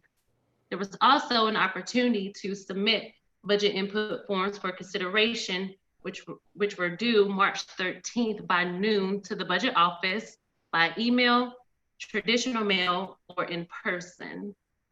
The budget office used various outlets to advertise budget input forms that consist of our main Unified Government website, Facebook, and Livable Neighborhoods monthly newsletters and meetings. Next slide. There were a total of 3 citizen and community stakeholders that participated in the first public hearing, requesting a total of $75,000, and that request came from Greater Kansas City Coalition to End Homelessness for us to support homeless services. We also received a request from Neighborhood Business and Revitalization. They did not announce an amount at the public hearing. However, they would like us to prioritize public communication. And the same for Citizen Bill Herbrick. He did not announce an amount, but he would like us to prioritize public communication as well. There were a total of 13 citizen and community stakeholders that submitted budget input forms, requesting a total of $916,000, broken them out by organization and citizen submissions. We received 8 community stakeholder submissions. 3 of the 8 requests were to support our community health improvement plan in the amount of $540,000. We received a request from Community Health Council of Wyandotte County in the amount of $300,000, Vibrant Health in the amount of $150,000, and MASA submitted an amount of $90,000. Additionally, we received input forms from Greater Kansas City Coalition in Homelessness in the amount of $75,000 for us to support homeless services. Rosedale Development Association submitted submitted $20,000 for us to provide additional funding for MBRs. Piper Rest Elementary Site Council did not have an amount on their application. However, they would like us to prioritize safe pedestrian pathways on Leavenworth Road in the Piper area. Friends of Yates requested $75,000 for us to support social entrepreneurship program. Wyandotte Economic Development Council requested $11,000 for us to increase our unified government contractual agreement. The total community stakeholder request is $721,000. Next slide. Lastly, we received 5 citizen stakeholder submissions. 3 of the 5 requests were in support of the Rosedale Park bathroom upgrades in the amount of $130,000. That request came from citizen Pete Cashin, Courtney Brooks, and Scott Martins. We also received a request from Molly Gotobed in the amount of $65,000 for us to support our CHIP coordinator. Then lastly, we received a request from Robert Castillo, no known amount. However, he would like us to support additional bike lanes. The total citizen request is $195,000. This concludes the citizen and community stakeholder budget input forms. Any questions? Thank you.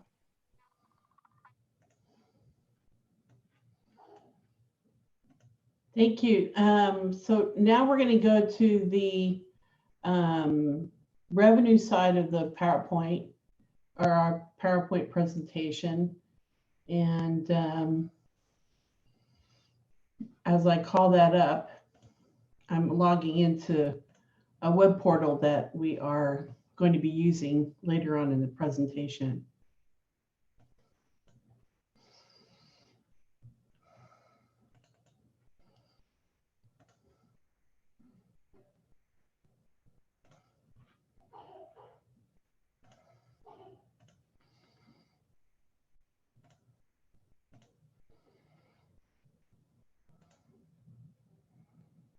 All right. So good evening. So tonight I'm starting out with a very peaceful but familiar slide of Wyandotte County Lake, because from here on out it's going to be kind of rough. we have seen some tremendous impact from the COVID. But before I start talking about COVID, I want to talk about where we are knowing our base and what moves our needle in terms of our fiscal stability. This graph here shows the top revenue sources of the entire unified government. The unified government budget is roughly $400 million in total.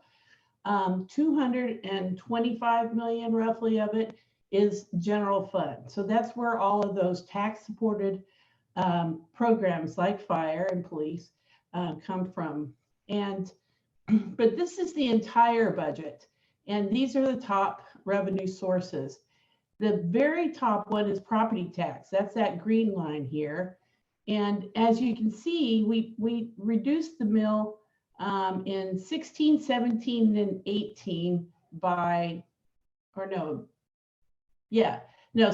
18, and 19, sorry, by 2 mills in each of those years. And so you can see that property tax revenue is pretty flat. Now it came in a little bit more healthy last year because of the increase in our in our values. But overall, property tax makes up 27% of our total.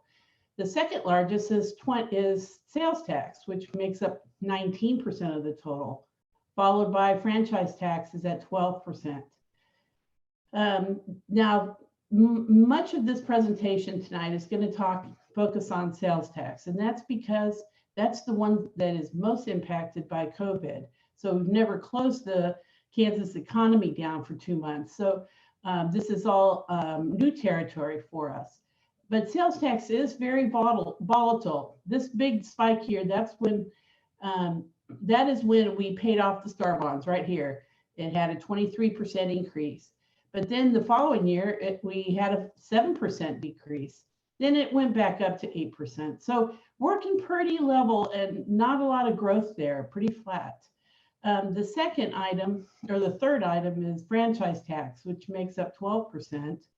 And franchise taxes usually are pretty flat, except when you have a rate increase. So the BPU had an electric rate increase, which resulted in this 8% and 7.5% increase. But overall, consumption tends to vary or go down in the case of 2019. So this 3% reduction was not one we anticipated. So I guess what we're trying to say here is that the revenue base for our organization, it struggles keeping up with just the ongoing cost of living increases that an organization of our size has. So how did our sales tax do over the past 10 years? And, we kind of like to think, since when we're in the middle of a crisis, we kind of like to refer to the last crisis we have. So that's why I've presented some information all the way back to 2007. Since sales tax is such a big part of our budget, we're kind of focusing on that. And I've narrowed it down just to the Kansas City, Kansas 1%, because there's so much data. But of course, as you know, we have 2.65% as our sales tax rate across the board. But for consistency throughout, we're going to be talking about the Kansas City, Kansas 1%. And as you see, during the Great Recession, it did decline, and then it was very flat. It jumped up when we paid off those STAR bonds, and then it's been pretty flat ever since. Since we paid off those STAR bonds on a monthly basis, there's been some spikes. It increases around Christmas. It drops in January. It kind of goes up in the summer months. But since July of 2018, it's been trending flat or downward.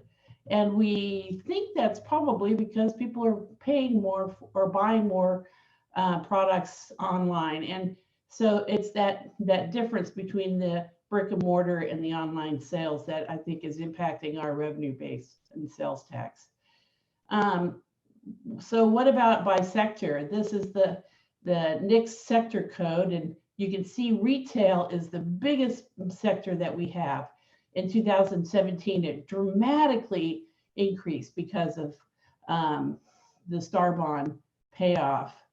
Accommodations and food increased 28% when the STAR bonds were paid off. But the retail sector, it grew 58%, adding roughly $2.5 million to the KCK 1% base. But over this last couple of years, the entire retail sector has dropped from 49% in 2018 to 47%, which is a little troubling for us. So this is all just to give you a picture of where we are right now. So now we have entered into this very unexpected era. And so all I can say is with the revenue estimates, we do have some data, but it's very limited. So we're doing the best we can when it comes to coming up with some estimates, and I'll talk more about that later. But in terms of these estimates, what we need to do is to hope for the best, plan for the worst, but also be prepared to be surprised. So So what is generally the impact of the COVID? Well, we're going to talk mainly about the 3-month closure fall wave forecast. I realize we've just completed a 2-month closure, but we need to plan for the worst. So if there is an additional closure month that happens because of the spread of the virus, and then a fall wave, then we need to be ready for that. So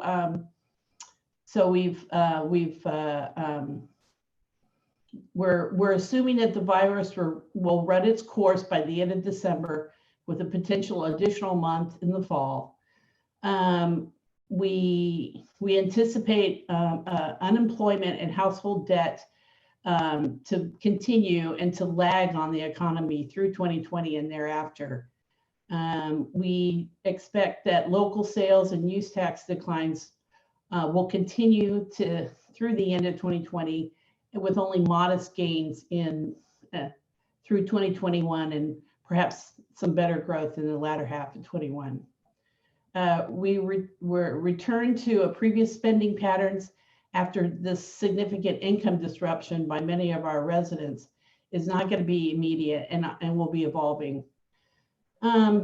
Businesses with tight profit margins, like restaurants, and those carrying heavy debt loads, like large retailers, may not be able to recover and will eventually permanently close. Those stimulus checks, they're going to be mostly spent on food and housing, some of which is not taxable.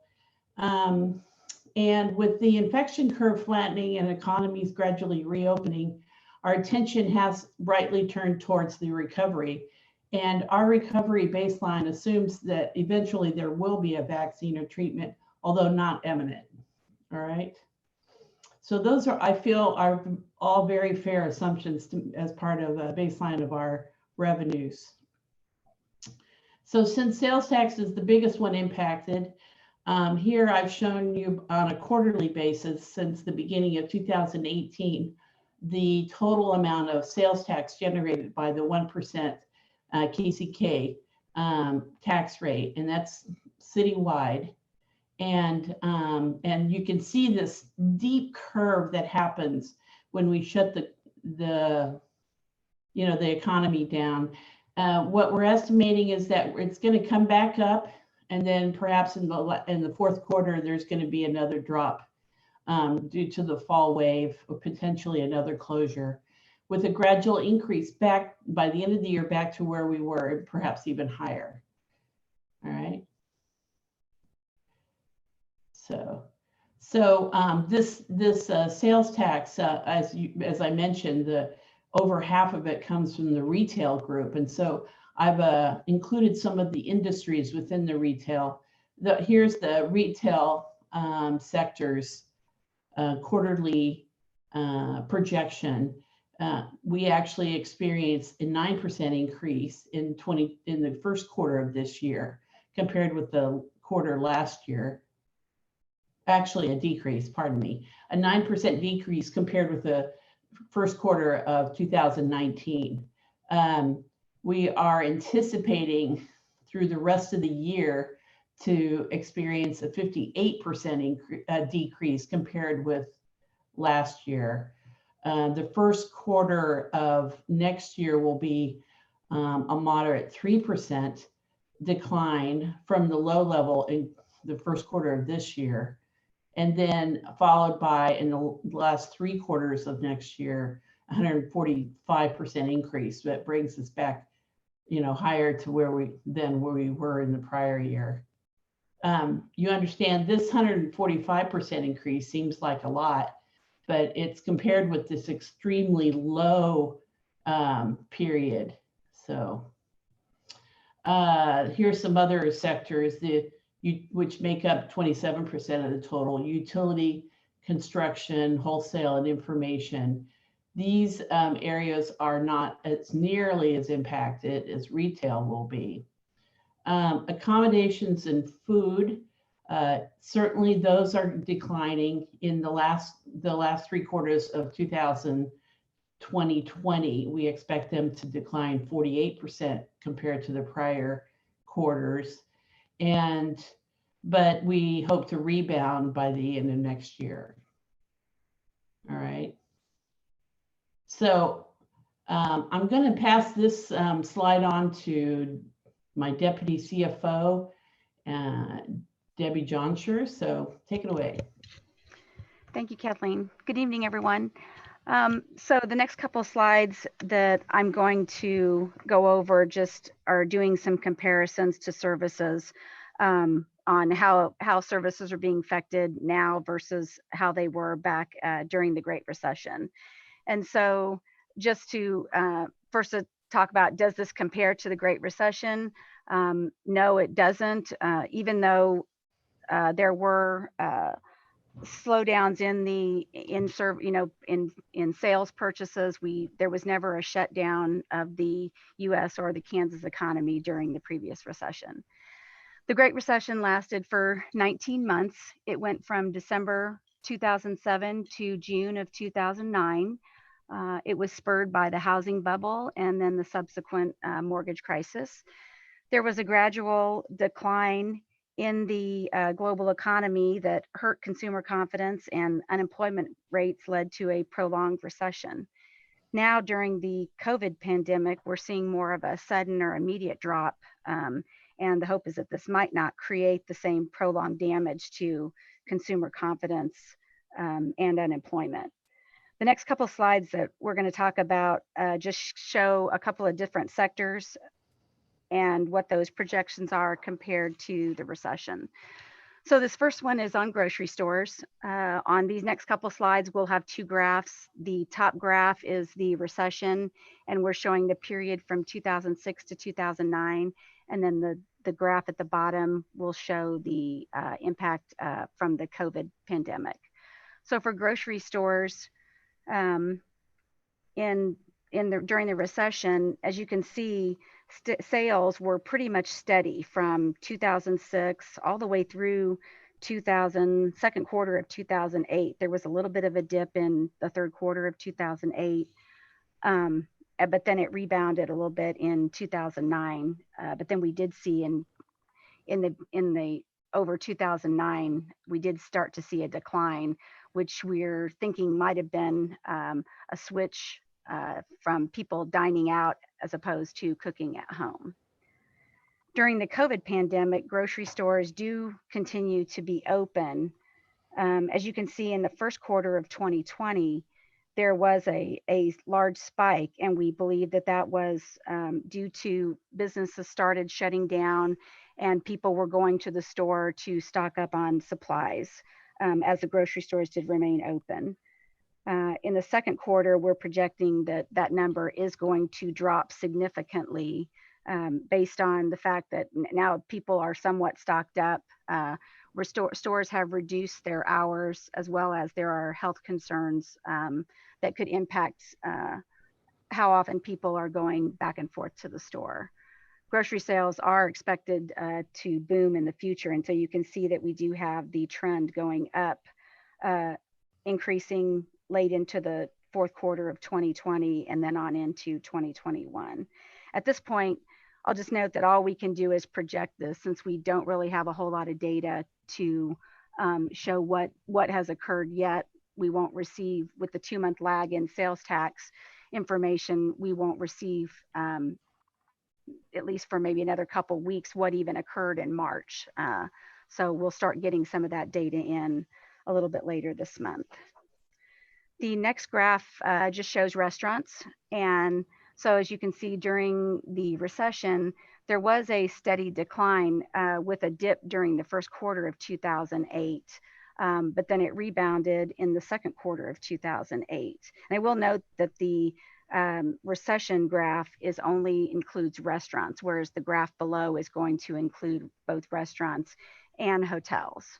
But there was an increase in second quarter 2008, but then it kind of declined over the course through 2009.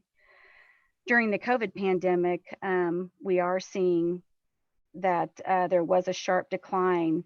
There was a little bit of a decline in the first quarter of 2020, and then a sharp decline in 2020 based on in the second quarter, as the stay-at-home order went into effect and businesses were either closed or operating at limited capacity. The restaurant industry is reporting about a 65% drop, 85% drop in the hotel industry. Most hotels are either shut down or at limited capacity. We may start seeing an increased shift from, or we saw an increased shift from takeout to groceries. As the stay-at-home order, even as the stay-at-home order expires, we're expecting that dining room capacity will be limited, at least for the next couple of months. Small restaurants are really vulnerable given their tight operating margins, and noting that Sporting Kansas City may not finish their 2020 season or have a season, and NASCAR races may operate without an audience could deeply impact the dining receipts for 2019 compared with 2019. The next slide is department stores, and you'll see based on the graph for the recession that there were a lot of ups and downs, just noting that in that recession, each year in the fourth quarter of 2007, 2008, and 2009, we did see sales peak during the holiday time. So even as they went down in other times during the year, they did peak during the fourth quarter. During the COVID pandemic, with malls and shopping centers and retail stores temporarily closing their doors, we are showing that steep reduction in the second quarter of 2020 due to the closures and the stay-at-home order. We expect consumer spending and confidence and shopping patterns to change. Also, with increased unemployment and the lingering fear of the virus could hold discretionary spending down. However, spending on essentials will probably continue as it has. So we do show the trend going back up into the second half of 2020 and into 2021. The last comparison on individual sectors is the automobiles. And we'll just note that during the recession, there was a continual decline from the third quarter of 2007 all the way through 2009. There were peaks throughout.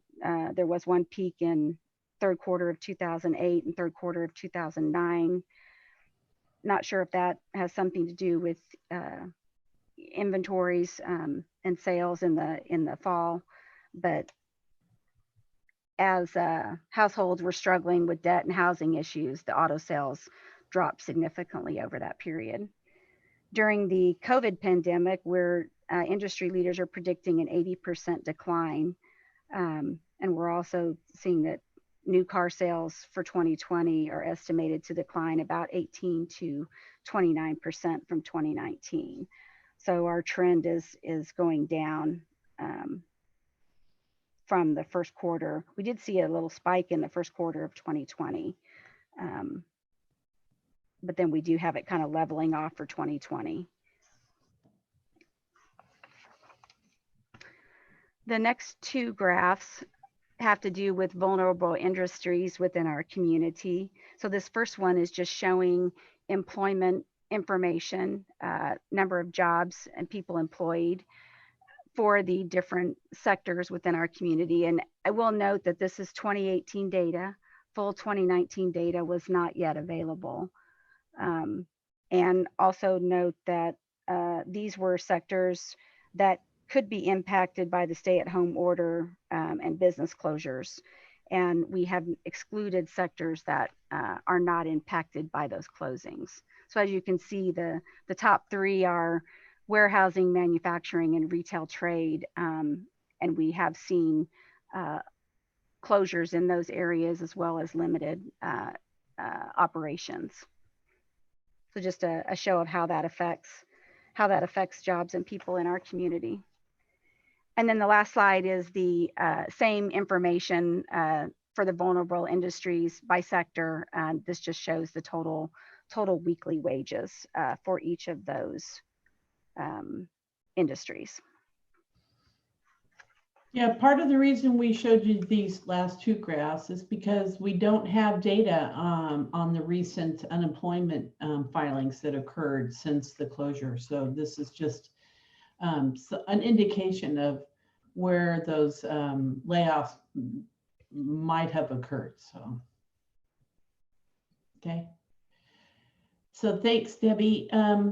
So what does the reopening look like?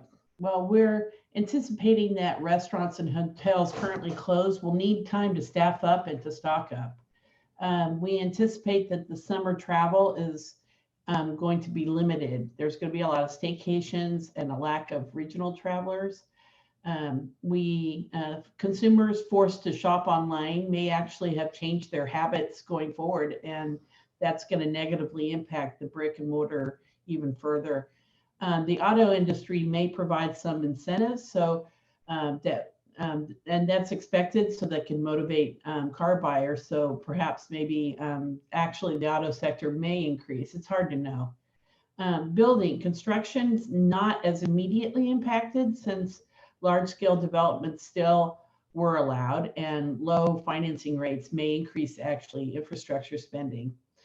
Gas station receipts are going to be severely damaged by the drop in demand due to lack of commuters, but also the dramatic price drop to crude oil and gas prices. So, and that may continue, or it's expected to continue into 2021 until their global supplies are reduced. So as you know, the number one revenue we do have is property tax. And so we thought we should spend a few slides talking about it and the potential economic impact. So in 2020 to consider is that the assessed values were already set in January 2019.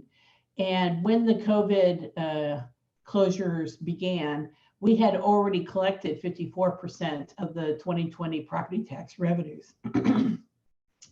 So the state hasn't allowed for any kind of deferrals of the second property tax deadline, which for May. And so we're expecting a 9% delinquency rate on that second half of the property tax payment. So that averages out over the course of the entire year about 7.6%. And so just as a comparison, in 2019, our delinquency rate was only 5.4%, which was really good. So that number had been declining, and I'll show you that in a minute. In 2021, so the assessed values were effective as of January 1st of this year. So they were already set prior to the shutdown. The appraiser has not experienced an unusually high level of informal appeals, although higher levels of payments under protest are anticipated by her. The certified value is received from the appraiser June 1st. And so there will be much more discussion about our property tax and the maximum mill levy during the second budget workshop, which I think is January 23rd or 26th, around there. I don't remember what date now, sorry.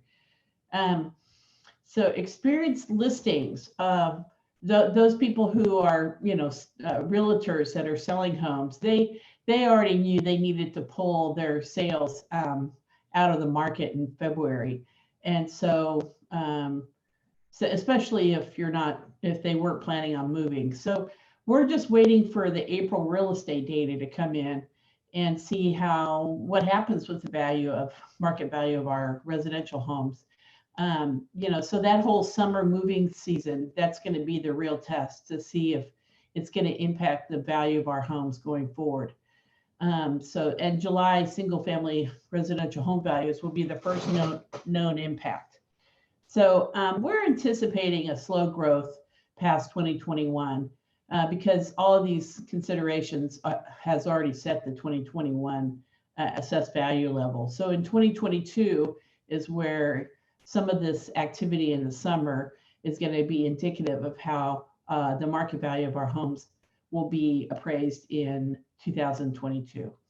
So just to give you some historical context, this is a graph of the property tax the real estate ad valorem property tax delinquency collection rate. And it starts from 2008 at the beginning of the recession, the Great Recession. And during that Great Recession, it peaked to 12%. This is the city and then the county in the orange. So it peaked to 12% in 2009. And then it dropped and has been dropping progressively, bumped up a little bit in 2016, but it ended back down at very low levels in, as I mentioned, 5.4% last year. So, but we are anticipating a delinquency collection rate increase, and that really does diminish the amount of money we collect from our property tax when the delinquency rate goes up. So another one of our big revenue sources is what the Board of Public Utilities Electric and Water Pilot. And the pilot is short for payment in lieu of taxes. It's also known as a franchise tax. And we get that from the Board of Public Utilities. The rates have been the same, similar throughout the years. Right now, it's 11.9% of gross revenue from the Board of Public Utilities. And unfortunately, over the past few months, the Board of Public Utilities has told us that they have experienced substantial drops in electric and water utilization. And that's mainly from the large industries and businesses, commercial industry closures. So those two industries are this light green area and the yellow area. So those two sectors make up 60% of the total electric sales, for example, of the BPU. So when there's dramatic drops from their large industry and commercial sector, it really impacts the level of revenue that the BPU collects. Unfortunately, we don't really have data on April billing just yet. And so as we collect data, we will have more information. And of course, that new information will be reflected in the revenue estimates, which we will be updating on a continual basis. So preliminarily though, and oh, by the way, down here, this graph shows the level of electric consumption, kilowatts per hour of, this is the total, the green one's the total, and this orange one is a combination or subtotal of commercial and industrial sectors. So as you can see in 2019, there was a drop. So I had been anticipating in the 2019 revenue estimate that it was going to be flat, but unfortunately it dropped. And so my revenue estimate was off by about $3 million because of that. So sad. It's hard to predict. So preliminarily, what we're doing right now, the revenue estimate is that the amount of pilot we'll be receiving for water and for electric is going to be 10% below what we collected in 2019. And for 2021, I have it flat with 2019. So back up. All right. And we're using that same assumption for our own UG sewer charges for services, because the sewer billing is tied to water consumption. So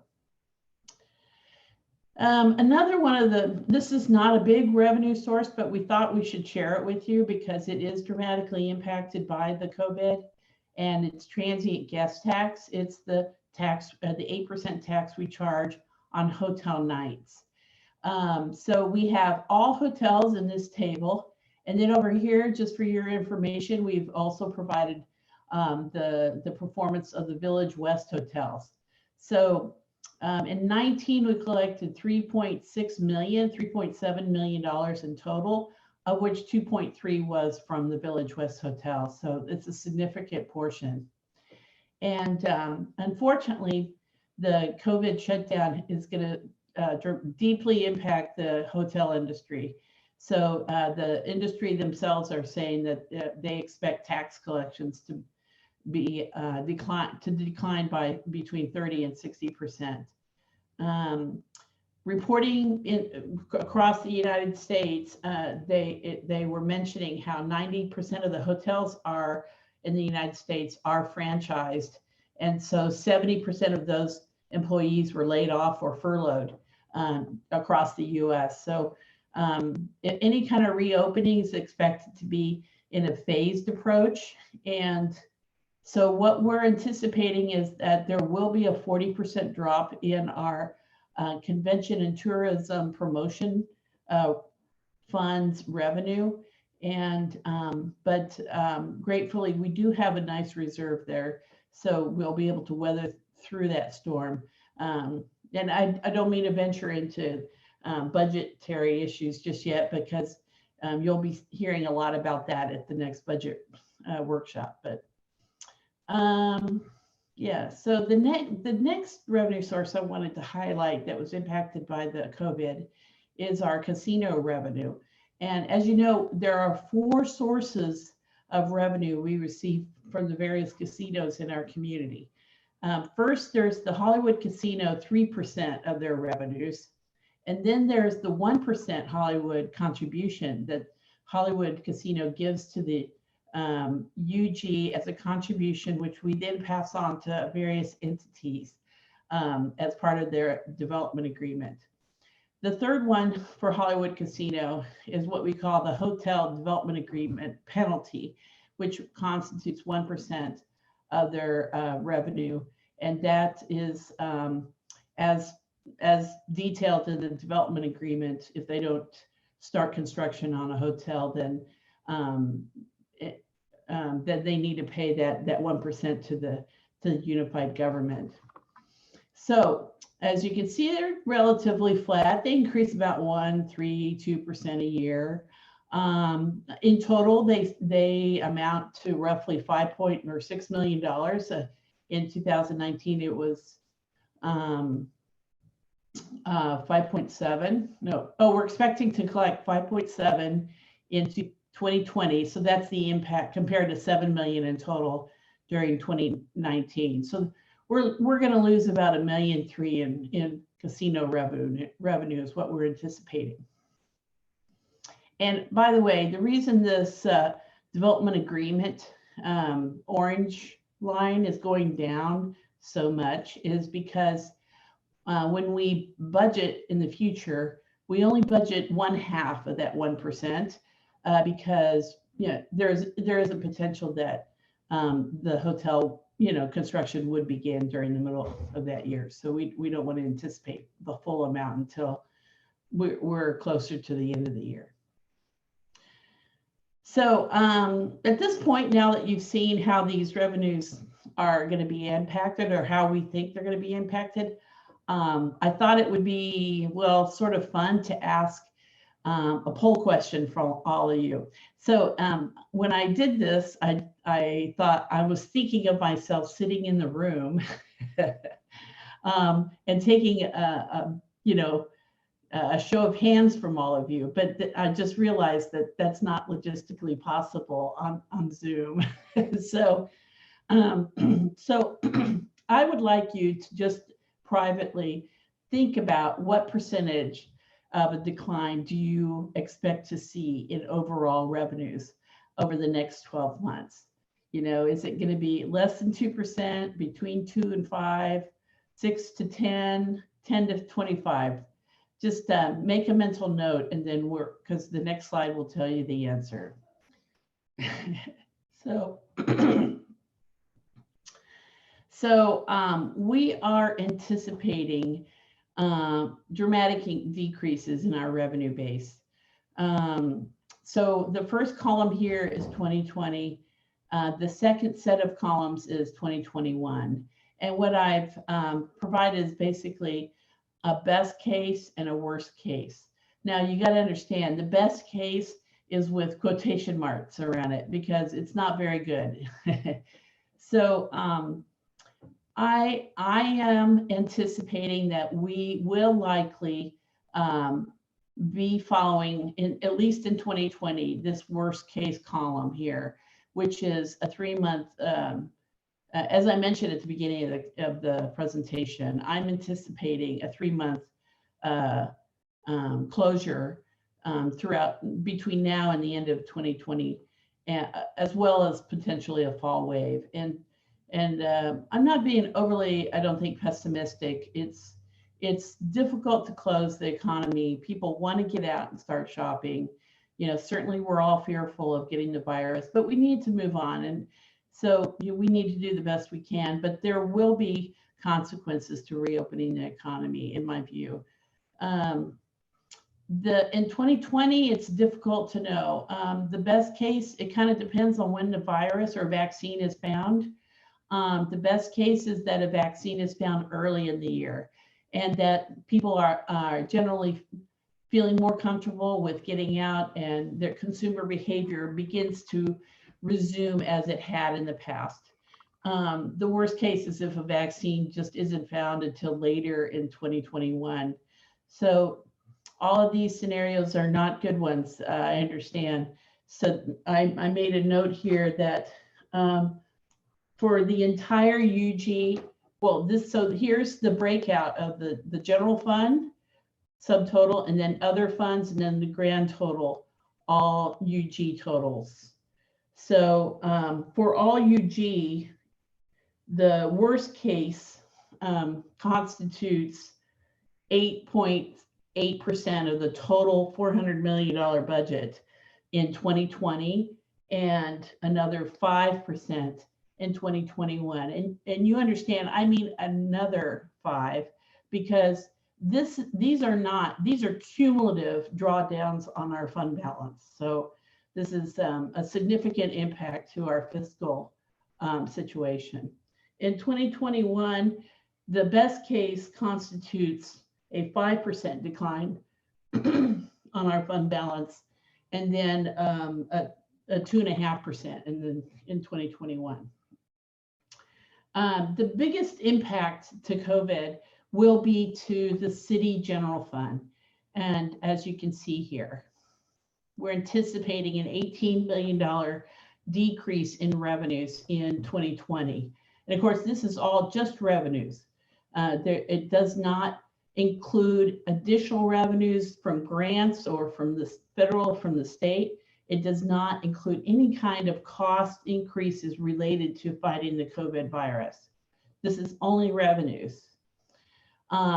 If in the best case scenario in 2021, we're anticipating 3.5% decline in the city general fund. So the city general fund is most impacted because of its dependence on sales tax. The county and the consolidated city parks, city county parks general fund are much less impacted, although there is some impact to the county general fund because it does receive some sales tax as a result of its county sales tax number. So the other funds include it includes transient guest tax. It includes declines in sewer charges. It also includes declines in sales tax that are reflected in our dedicated sales tax fund in our EMS. So that's where those declines are happening. Now, I'm not showing you a chart with all the revenues and how much I think each one is going to be, is because those numbers are constantly moving, and we want to have good estimates, and we can't really develop 100% estimates that we feel confident in until we have more information. All right, these are all general estimates. So here's some charts. I think we showed these to you about 6 weeks ago, but now they've changed. So all sales tax in the general fund under a strong economy, it was anticipated to be $52 million. Of course, that's all the sales tax in the 3 general funds, including the Star Bond money. With the 2-month, we were anticipating a 4-month decline. Now we're anticipating a full $10 million decline. Property tax is only going to be off about $1 million across the 3 general funds, and that's because of the change in the delinquency rate. There's going to be a decline of about $1 million or so in casino revenues, a decline in fees, permits, and fines just from being closed. And customers aren't going to be coming through. There haven't been municipal court hearings, etc. And then there's going to be roughly a $5 million decline in that BPU electric and water pilot. For some of the other special revenue funds, as I mentioned, the dedicated sales tax fund is going to see a $2 million decline. We're anticipating transient guest tax. We're anticipating roughly a $3 million decline. These are rounded figures.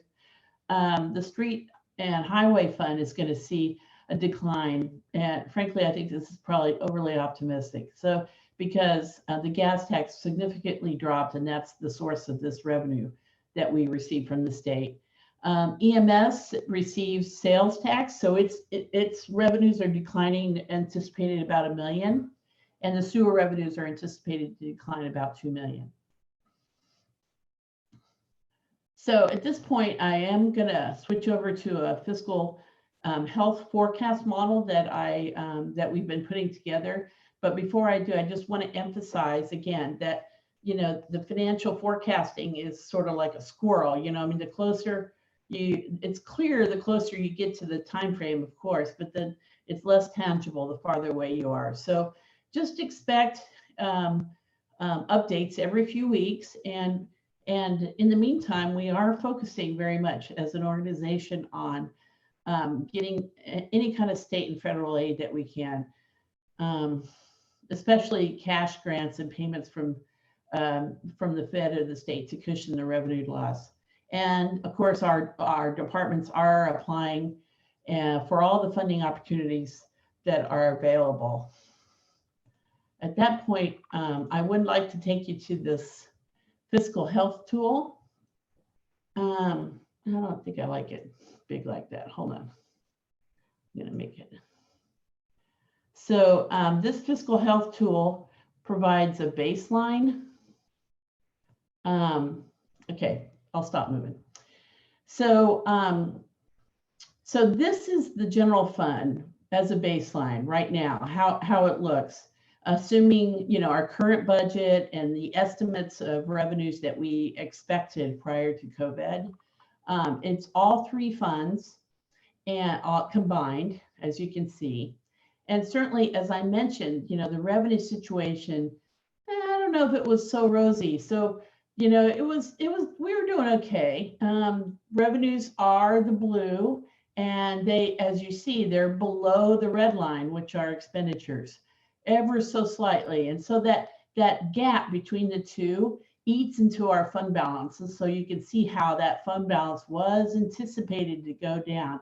And I talked about that during the October long-term financial planning plan. And that's why we were embarking on priority-based budgeting, right? So if I were to look at the same baseline between the city and the county, you would see that most of the gap is happening on the city side. Here's the blue is the revenue, and the red is expenditures. And there's that gap between the two. So our current expenditures to police, to fire, to our public works officials, to parks, well, not parks. So police, fire, all of those costs are increasing while our revenues are not keeping pace with those services. So we definitely were in the process of making advancements to review all of our programs, to become more efficient, and to determine which programs are of lesser priority or less aligned with the strategic goals in order to fill that gap. That was really exciting for all of us. And of course, we will continue that work. The county general fund actually looks a little better, and it's because it's less reliant on property tax or sales tax, sorry. So that's very volatile. So back to so if we were to go, so I'm back to the general fund. If we were to go into, oh, by the way, notice we're not into negative fund balance territory here. Here's that zero. You see that zero right there? So if we go into the best case for COVID, Hey, Kathleen, can you widen your screen a little bit on this point here or pull it down? For those following on Zoom, it's hard to see. Can you see? That's a little better. So if you make it full screen, it'll really help. You think? Yeah. Positive. Yeah, that's Is that better? Yes. Okay, thank you. Thank you. So this is the best case for COVID, and the light shade is where the baseline is. This is the entire general fund altogether. And I need to move this. Okay. And as you can see, there's that big spike. All right. It looks like a V, right? If we were to look at, as I mentioned, sales tax is the biggest, the one that was most impacted. So if we switch it to the city general fund, you can see how that V is dramatic. And yet our expenditures are all the same. Of course, this assumes no changes at this point so that you can see the difference. If we were to do nothing, which of course we won't be doing nothing, but if we were to, we would hit a negative fund balance area by the end, well, definitely by 2022. All right. This is the view under the best case for the county fund, which is able to sustain its fund balance. Okay.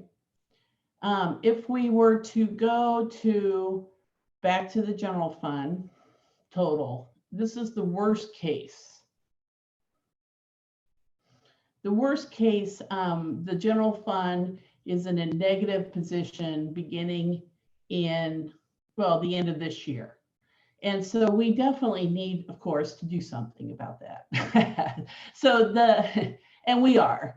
I don't mean to make a joke. So and then here's the city general fund. This is dramatic. Negative fund balance of 6.5 million by the end of 2021. So one of the interesting, we have talked to you a little bit about some of the strategies that we are initially taking. And of course, as the budget process proceeds, we will be sharing with you a number of many other strategies that we're currently working on. But initially, if we were to, we're on the city general fund, but if we were to, oh shoot. Well, okay, so if I deselect those, this is how bad the general fund looks without those initiatives selected. So I'm so sorry, it's worse than that, see? Now, if I select all these, which are to reduce OOE, their operating expenditures down to the 2019 actuals. If we have the hiring slowdown for 2 years, if we reduce the general fund cash capital outlay expenditures, and we move all of our equipment leases currently paid out of the city general fund to the city bond and interest fund, then we end up in this position, which is still a negative fund balance at 2021. So, and that's for the city general fund. The county general fund, with all of those items selected, fares much better. It's still in a positive fund balance position through 2023 or 4. So, so we have a lot of work ahead of us, and of course, we're going to do everything we can to maintain our positive fund balance, but we anticipate using reserves through the end of this fiscal year. It's very difficult to make mid-year budget revisions. Our departments are committed to helping us get to where we need to be. And so with that, I would like to take any questions, or maybe just proceed with Michael's presentation. It's your pleasure. I think we're probably right here to go if there's any questions over what you put out now, Kathleen. Okay. Michael's is on the priority-based budget response information, so it kind of changes tracks a little bit. Plus, I want to make sure if there are any. Commissioner Johnson. Thank you, and thank you for that presentation, Kathleen, and to your staff. I guess I want to make a couple of statements, and I know that it's too soon to really begin to anticipate some of the things I'm going to talk about. But as we are crystallizing this budget, and given the circumstances that we currently find ourselves in with regard to COVID, I have two things that I just want to kind of keep an eyeball on, and that is the anticipated impact that this will ultimately have on our credit rating, and the anticipated impact that it might have on any of our current financial policies or strategic goals. So I guess my ask is that as we begin to crystallize our budget and we can better anticipate these things, I would like to make sure that those things are being made known to us as a commission, so that we can anticipate those things that will happen as opposed to being advised about them in arrears, because these things have an indirect impact upon all of our households in some form or fashion. So as relates to, and I'm glad to see the snapshot, by the way. This is something I've been wanting to see for a while, but it's good to see how these things impact not only our credit rating, but also those other factors involved in that in terms of our liquidity and our debt structure. So as we get to the point where we begin to see exactly where we're going, just to say it again, if you can give us a sense how these decisions that we're making will impact those two areas, I greatly appreciate it. Thank you. Thank you, Commissioner, and we will update you on that. You know, I think the credit rating is a great point, and I think they'll watch how we respond. If we eat up all our fund balance right away and don't take action on it, that's going to have a pretty quick negative impact on us, which is why that's not our plan at all. But it's going to be a challenge as we move through this. Thank you for those comments, and we will try to keep you apprised as we come probably monthly to the Finance Committee. Is probably a good way to continue to do that, Kathleen, just to kind of do an outlook of what we're seeing or hearing in that regard to his questions. I am working with the county treasurer on the development of a proper cash flow model, which will be projecting the liquidity needs of the general fund. Yeah. Great. Commissioner Ramirez. Thank you, Mr. Bach. And thank you, Kathleen, to you and your staff and the budget staff. It is not a small undertaking. We have a long road, a lot of tough decisions to make.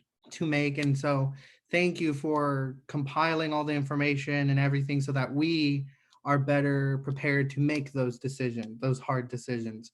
But I do have a question that's pertaining to, and this is probably a good case, you could call like a case study of a current project, but you brought up the transient guest tax. How, with that decrease, is that going to affect the downtown development project that we have that is going to be happening? If there's going to be any effect to it? Well, so our current transient guest tax revenue base does not anticipate any additional revenue as a result of any hotel beds coming online. And so if we had a development downtown, that would just be in addition to the current revenue base we have, just so you know. And of course, those revenues wouldn't really go into effect until the out years beyond 2021. So, and Commissioner, if you were going for any revenue we were putting toward that project, I mean, there was there's no impact, or that fund, the way that fund is working now, it's pretty limited to go over toward that. It'll be, they don't have a hotel in their development, so they're not getting a large chunk of money when they're looking at the sales tax piece that's coming from it. It really is generated off the property tax. The other good thing about our transient guest tax fund is, and Kathleen made some note of that, we have a good fund balance in that account today. So it's really set that it should be able to hold through, you know, a suffering economy, because we were generating far more than when it was going to the CVB or that was any kind of planned expenditures in that fund. So a negative hit on that fund for the remainder of this year and into next year, it'll be able to weather through that kind of storm. Yeah. It's in much better shape than any other fund we have. Yeah. Okay, thank you. Commissioner Bynum. Thank you. I've got a question that can go in the parking lot for later if it's not pertinent right now, but we've got a variety of special funds where we hold money. Some of that is, I think, governed by state statute, and some of it might be imposed on ourselves. And I just wonder specifically on that money where we have the restriction, you know, would now be a time to look at, as part of a worst case scenario, you know, dispensation for using those funds in other ways. It's just a thought. And like I said, we don't even have to address it right this minute if you don't think it's appropriate, but just something that I thought of. Absolutely. We have over 40 funds. Many of those special revenue funds, as I've presented to the ED&F committee in prior years, the state statutes are quite restrictive, and so we have limited ability to access those. In the current year, some of those balances could be adjusted and swept for the 2021 year, not all of them. There are other funds which we administratively have available and could access. And so all of that will be, of course, looked at as a total strategy for addressing the deficit in the city general fund, definitely. I will add to that, Commissioner, that for those commissioners that were here as we went through the recession, they will recall that we brought forth solutions that either transferred or borrowed from all funds in order to those that we could, anything we could touch legally during that time. And then we had a period of years after for some of those that we borrowed from to pay them back. So when you make that kind of step, but it helps get you through for a time period, but then your recovery takes longer too, because you also have to pay all those funds back. Yeah, but I did want to note that we do not have enough money and resources in any of our funds to repair this entire amount, this $40 million gap. It's not there. So we're going to have to make cuts. Thank you, Kathleen. Good point. Commissioner McKernan.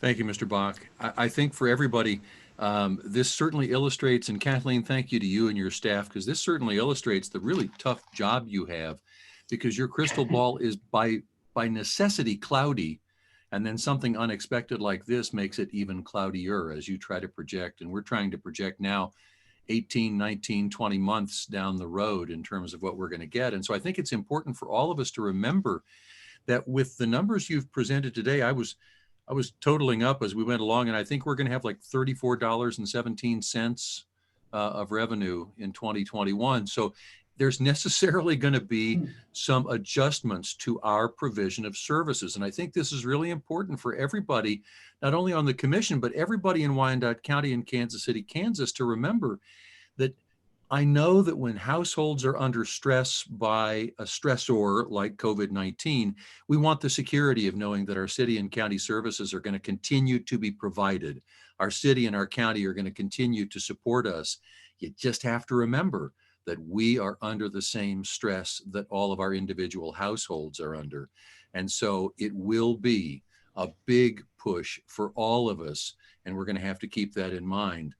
I have one other thing that I would like us to remember. Yes, we did borrow from some of our funds back in the recession.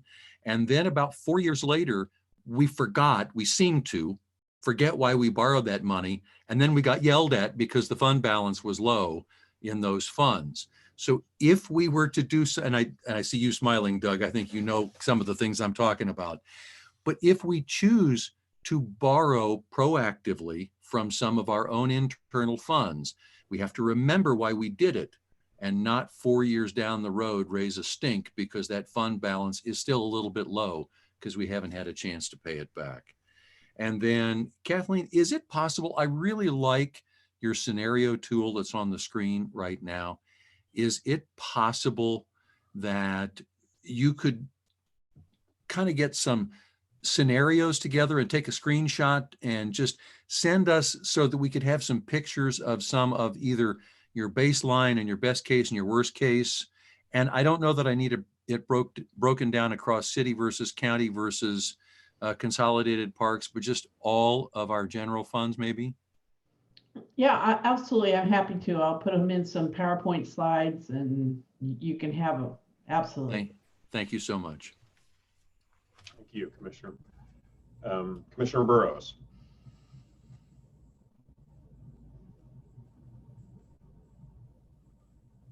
Thank you, Mr. Bach. Kathleen, I just want to echo kudos to the presentation this evening. I know these are very difficult issues to discuss, not only the numbers, but just the ramifications from the potential challenges we have. But I do have a few comments, and I also have a couple of questions. I think I made a matter of record request to make a matter of record a few meetings back that we look at a full quarter impact to our budget, which you've included this evening, the 3-month impact. And I truly believe that is a very realistic number. And I sincerely appreciate the seriousness in which you have presented and approached that request. Second of all, I do believe that the impacts that you talked about in reference to property tax, sales tax, and other funds associated to the gaming, and those things that enhance our revenue picture will be diminished. I truly do believe that. But one thing we didn't take into account, you mentioned it, but we don't have a formula set aside for it, and that's the reimbursement rate from the feds, state, and or any grants that may come forward for reimbursement for our COVID expenditures, and or those things that are part of the, I don't want to call it the recovery package, but the federal stimulus and or the federal avoidance coming in, and that being the unemployment monies, the small business loans, as well as those loans going to businesses in our community. I believe those dollars will continue to hold us over for a period of time. But to what extent, the question I guess we have is, to what extent do we believe those will impact your graph? And so I would action in what we see as an impact, because I truly believe some of those dollars will be placed, and we as a commission. But in close, I just want to state this: we as members of the Finance Committee stand ready to assist Mr. Bach in any way that we can to make this work. Kathleen, to partner with you to make this budget process, even though as challenging as it will be, as user-friendly as we possibly can. But I would just ask, do not dismiss commissioners that come forward with very opinionated ideas in reference to how we can solidify our opportunity to get through this present year. our reserves are healthy. And Kathleen, thank you for that. And commissioners, thank you for that. I know some of us have pushed to pay off some debt, and that those reserves were there just for contingencies, and these are an emergency contingency. So I support utilizing our reserves for those expenses. However, I would ask that we also reach out to the League of Kansas Municipalities to find out if we can what other communities are experiencing in their budgets that are kind of like ours. And if we can't get it from LKM, I'm willing to stand ready to help on the state side to see where we can get a comparison of other communities our size across the nation in how they are dealing with these issues, because we are not unique in this field. And I just want to stand ready to offer any assistance we as a committee can offer, as well as my position on the state level to assist. I believe that we can accomplish and get out of this without too much damage. And I don't want to call it damage. I'll just call it a tremendous challenge. Our public safety community needs to know that we support them. They are our essential workers. And I do hope that we don't send a message that they will be furloughed or any cuts will come their way. I truly believe there's other ways to address this. I commend my commissioners for their concern in reference to the budget. I'm ready to roll up my sleeves and get to work. I just don't think this is insurmountable. I look at it as a challenge, but I think we're up to it.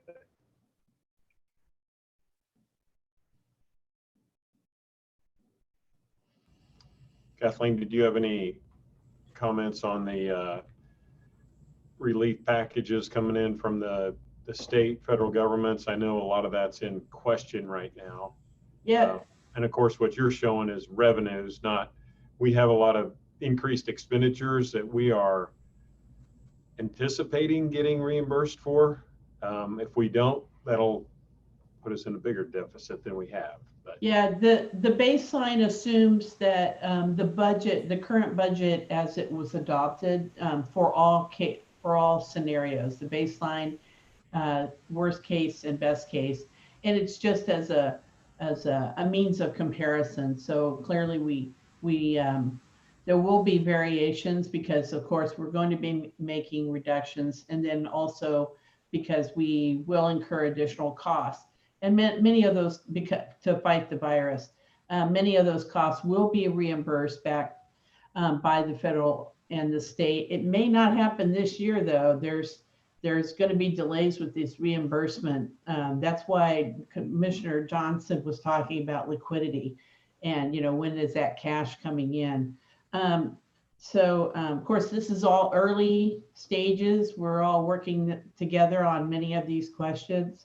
And we certainly hope that the federal stimulus dollars will be coming our way. But unfortunately, because our population is not above 500,000, like our neighbors to the south in Johnson County, they received a substantial stimulus payment.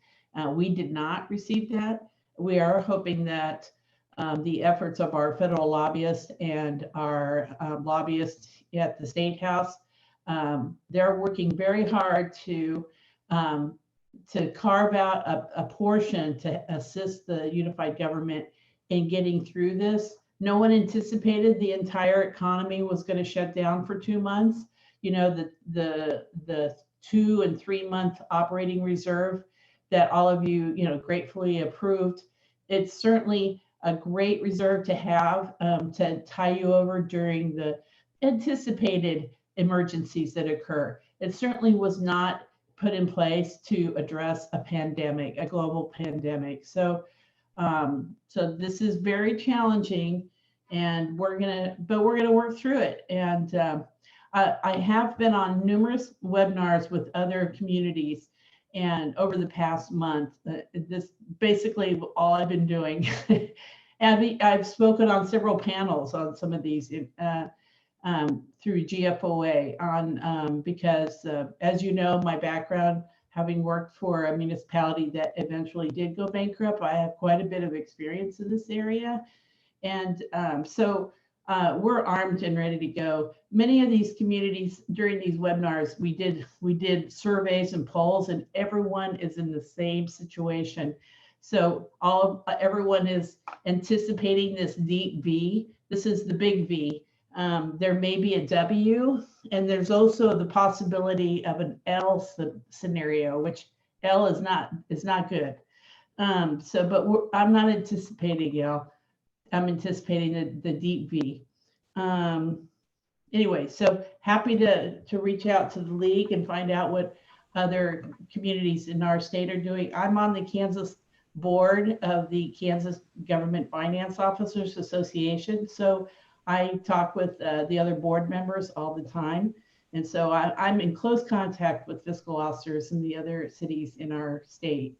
So we're on top of it. We're going to get through this. And I really do appreciate all of you wanting to roll up your sleeves and help. So thank you, Kathleen. Commissioner Ramirez.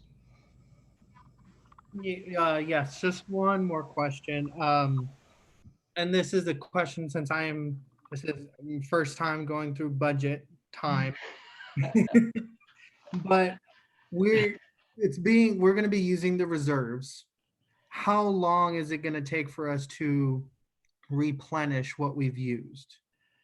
Well, our reserve policy has in place that if we are going to use reserves, that then we come up with a plan, and that over the future 5 years, you've got 5 years to replenish them back to the target.